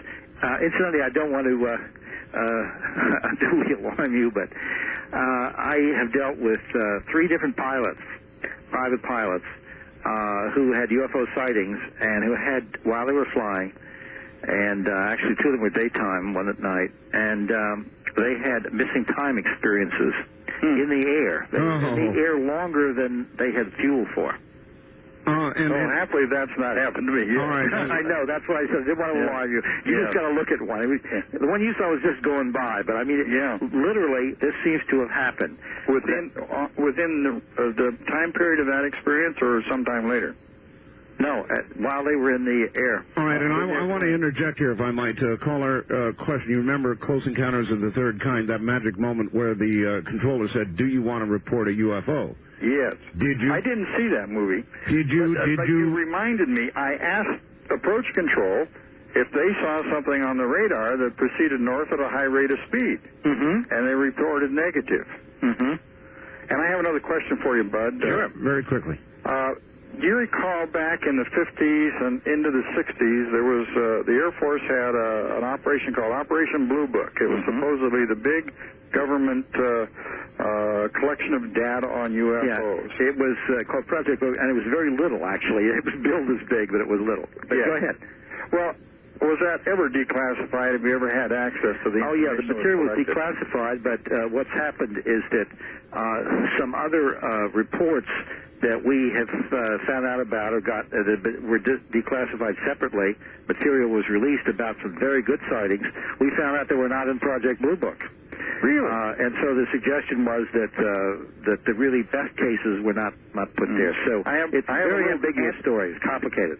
Yes, I have a little anecdotal information on that. Very quickly, okay, I have a friend who was in Germany in the Air Force subsequent to that, who was highly classified. I mean, he was working in highly classified projects. Ran across an officer who was in that Operation Blue Book. Asked to say, hey, what about this? You know, we're down here in the vault. Tell me about it. He says, I do not want to discuss it, and that is the end of that. All right, well, that has to be the end of that, too. Thank you very much, caller. And, Bud, we're going to have to take a break here at the bottom of the hour. Do you have any quick comments on what he said? No, we'll be when we come back. All right, very good. We'll do that indeed at that time. You're listening to the CBC Radio Network. Want to remind everybody, for copies of this program, you can call at any time, 24 hours a day, area code 503-664-7966. 503-664-7966. Tried to make it. Where are you? I'm in Gig Harbor. Gig Harbor, Washington, all right? Yeah, KBI. Yes, go right ahead. A very weird time loss, and I think the whole town experienced the same thing, Art. The whole town? Tell us about it. Okay. I was leaving. I live on the Olympic Peninsula, Gig Harbor. I was going to my summer home up by Canada at Twin Lakes in Colville. And in a town called Ephrata, which is across the Columbia River, I hit a stoplight, and I was stopped there. I was the first car in line. There were no cars behind me. A very odd thing, it was about 110 degrees out, the middle of the summer, very hot area. Someone in a full jumpsuit, kind of a bright orange jumpsuit, was crossing the road. And, I mean, the whole thing was very unusual. Basically, I had what I felt was a time lapse, a blank out. When I came back to, there were about 30 cars behind me. No one was honking any horns. Everyone seemed to witness the same thing.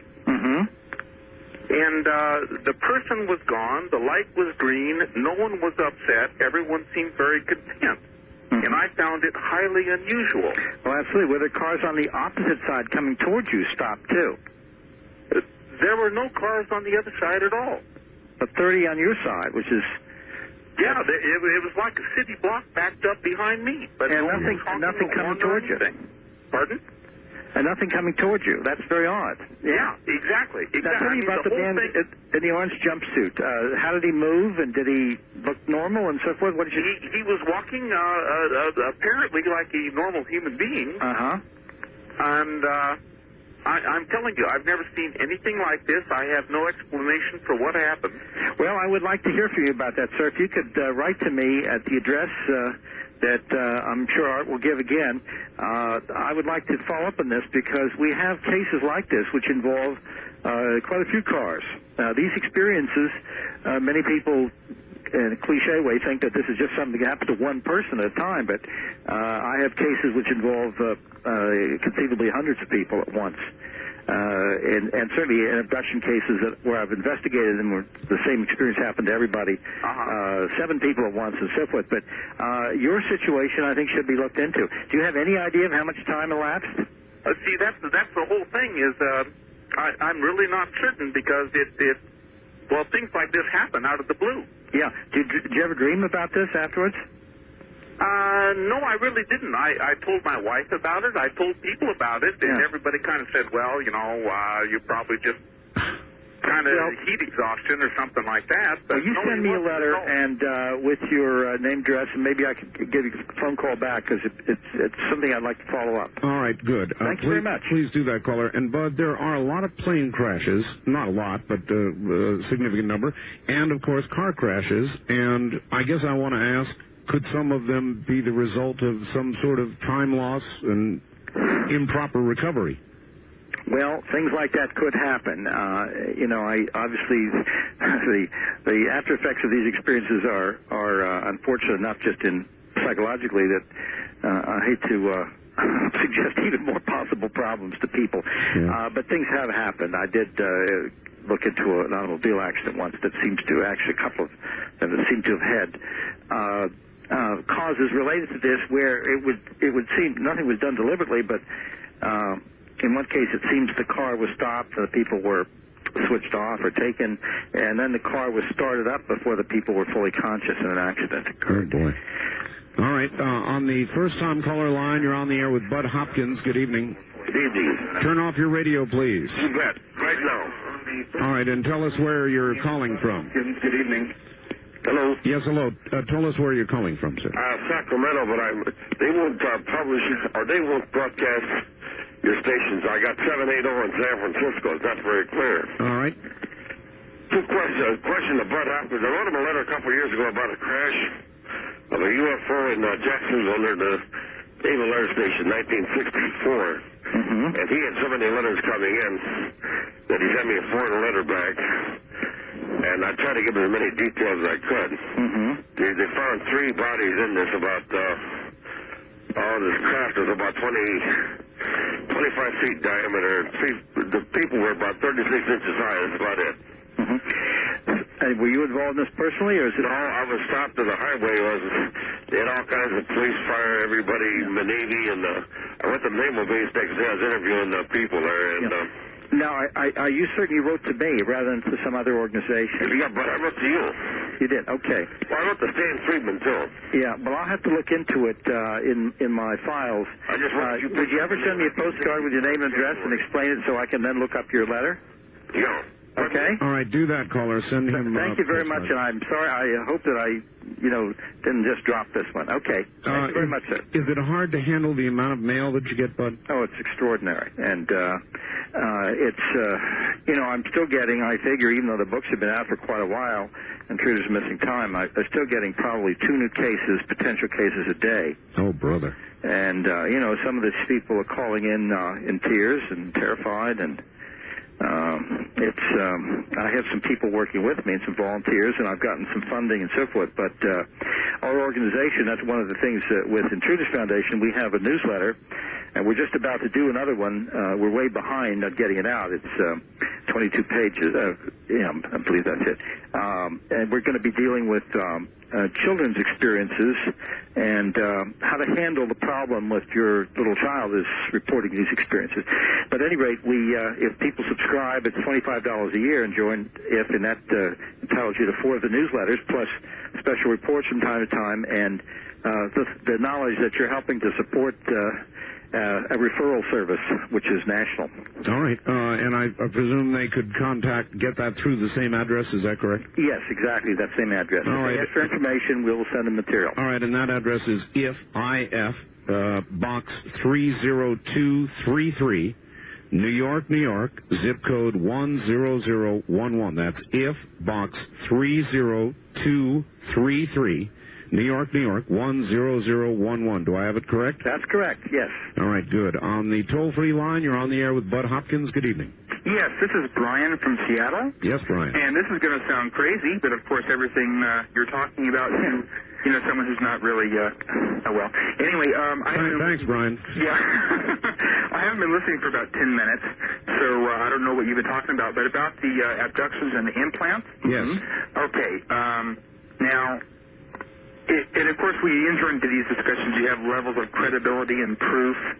that really work along a mathematical scale. Like the more you can really prove, the less you really find out.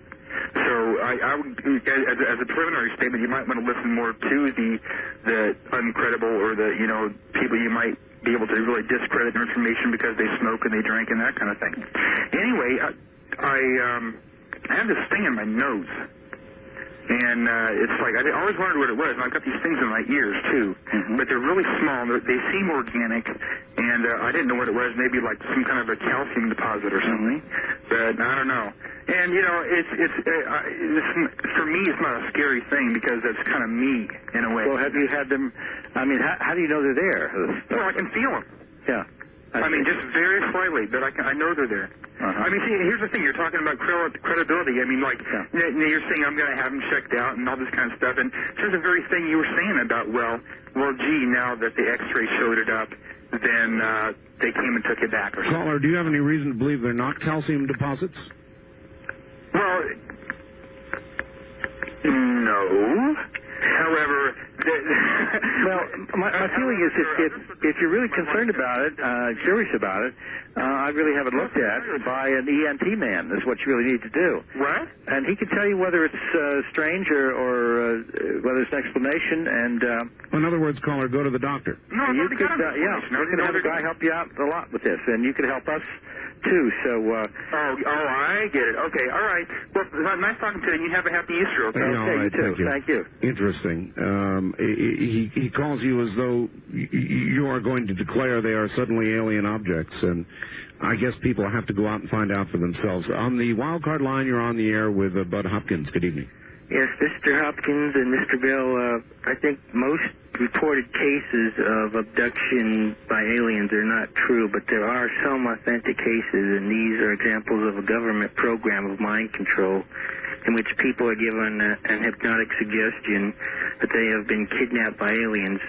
So if the listeners want the truth about this, they should get a copy of Martin Cannon's book, The Controllers, from a mail order service called Prevailing Winds Research in Santa Barbara. All right.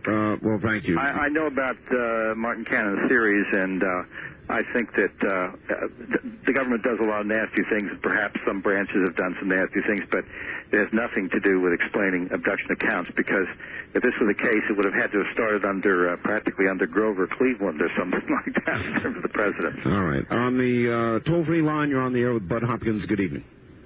Good evening.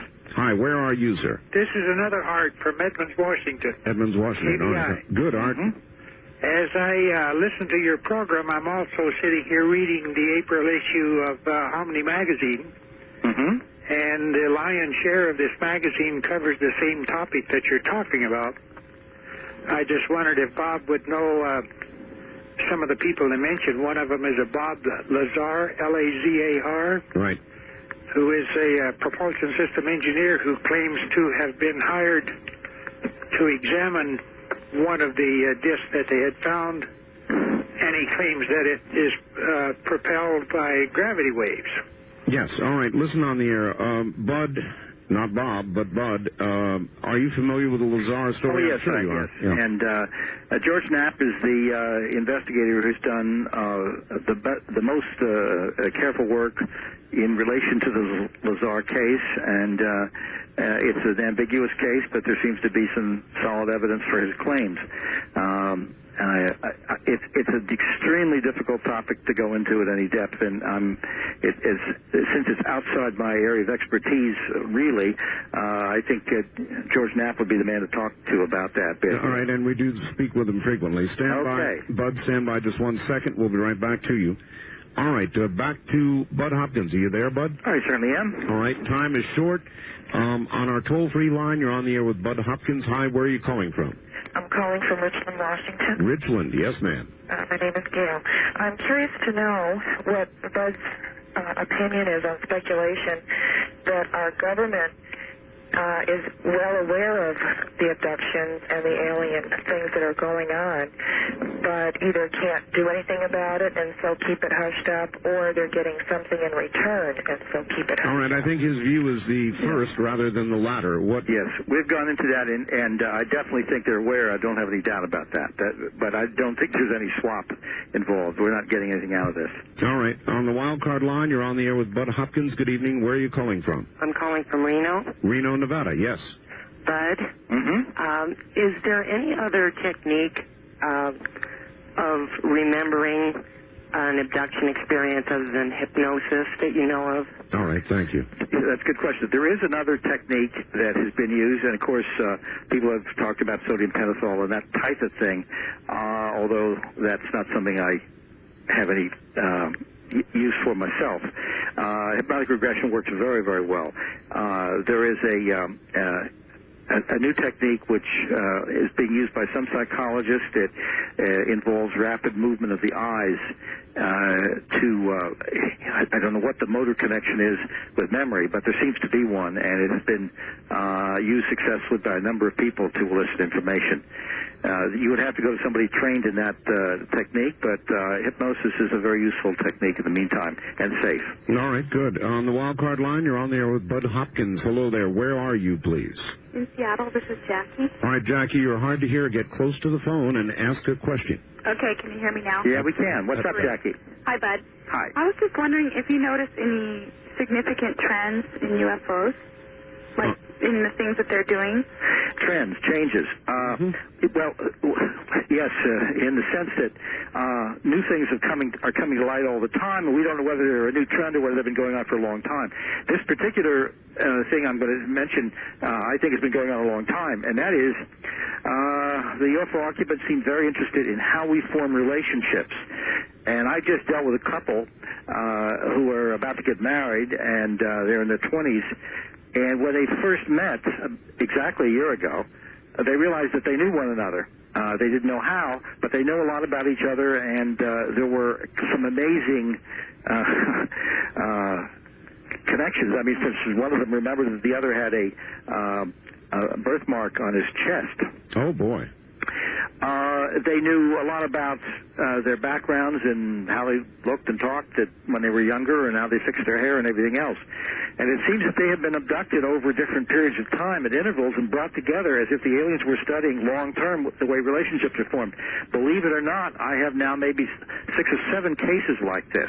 Now, this is something that's not really ever been made public, and I don't think it's all that common. But it definitely seems that this has been a systematic arrangement, and even to this point that there's a man in the United States in his 40s who, when he met an English woman here in the United States for the first time, she's about 41, they realized that they've known each other. They couldn't place where. They're both abductees, and when we looked into these experiences, they were first abducted when they were children. That implies, one from England, one from the United States. That implies alien matchmaking. Yeah, well, it sort of does. The great dating service in the sky. Yeah, that's right. But the basic point is that these people assumed all along when they remembered that they knew somebody, they assumed, well, it's a dream or something. I'm having a dream companion, but it's real. Wow. Toll-free line, you're on the air with Bud Hopkins. Time is short. Where are you calling from? Tacoma, Washington. All right, you're on the air. Go ahead. Well, thank you. Mr. Hopkins. Yes, sir. I just a little while ago, I read a book by Jacobs called Secret Life. Very good book, too. An excellent book. And I'm right smack dab in the middle of a book called Abduction by Dr. John Mack. Yes. John, these are two of my closest colleagues and friends. Well, it's interesting what they both say. My question is this. These hybrid fetuses, children, there seems to be 2 scenarios to what they're doing with them. And I was wondering, which one do you believe? What are they doing with these children? Well, I mean, I'm not sure that we have a scenario as to what they're doing with them. We really don't know what they're doing with them. That's the central question, actually, as David Jacobs has said, about our point of knowledge right now. What are the hybrids for? Where are they going? We don't really know. And now, I haven't read all of John Mack's book fully. It just came out, and I don't know that he presents any scenario for the use of the future of the hybrids, nor does Dave Jacobs. What were you thinking, sir? Well, he's gone. These are both people that I have interviewed and will interview again. Right. All right, very good. We've got to move on. One more, perhaps. On the wild card line, you're on the air with Bud Hopkins. Good evening. Hello? Hello there. Where are you, sir? Hello? Are you there, caller? No, I guess not. Well, in that case, we'll make it this one. First-time caller line, you're on the air with Bud Hopkins. Hello.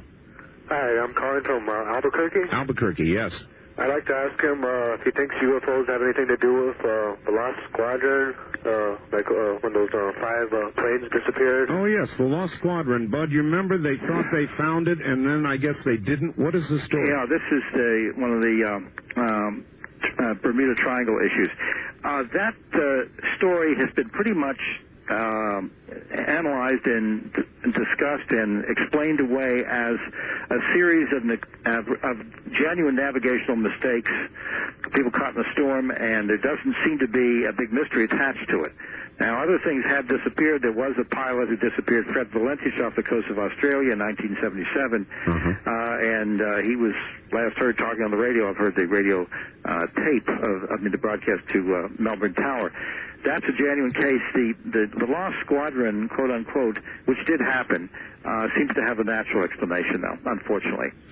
All right. Well, I guess they say leave them wanting more, and you are. It's a full board we've got here. Bud, go ahead and give your address out one more time, would you please? Okay. You can write to me, care of IF. That's Box 30233, New York, New York, 10011.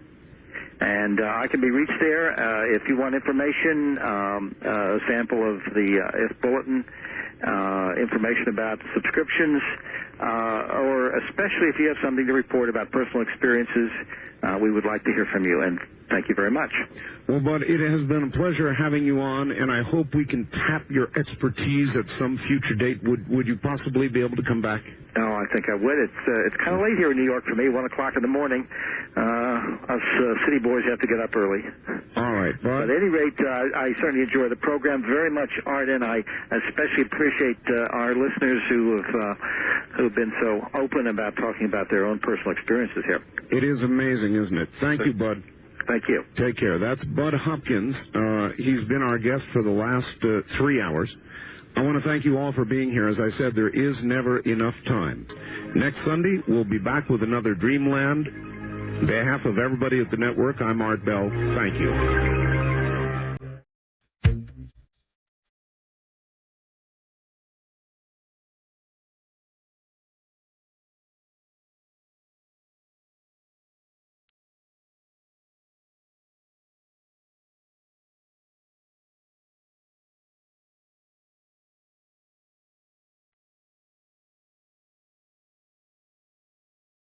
Welcome to Art Bell, Somewhere in Time. Tonight featuring Coast to Coast AM from April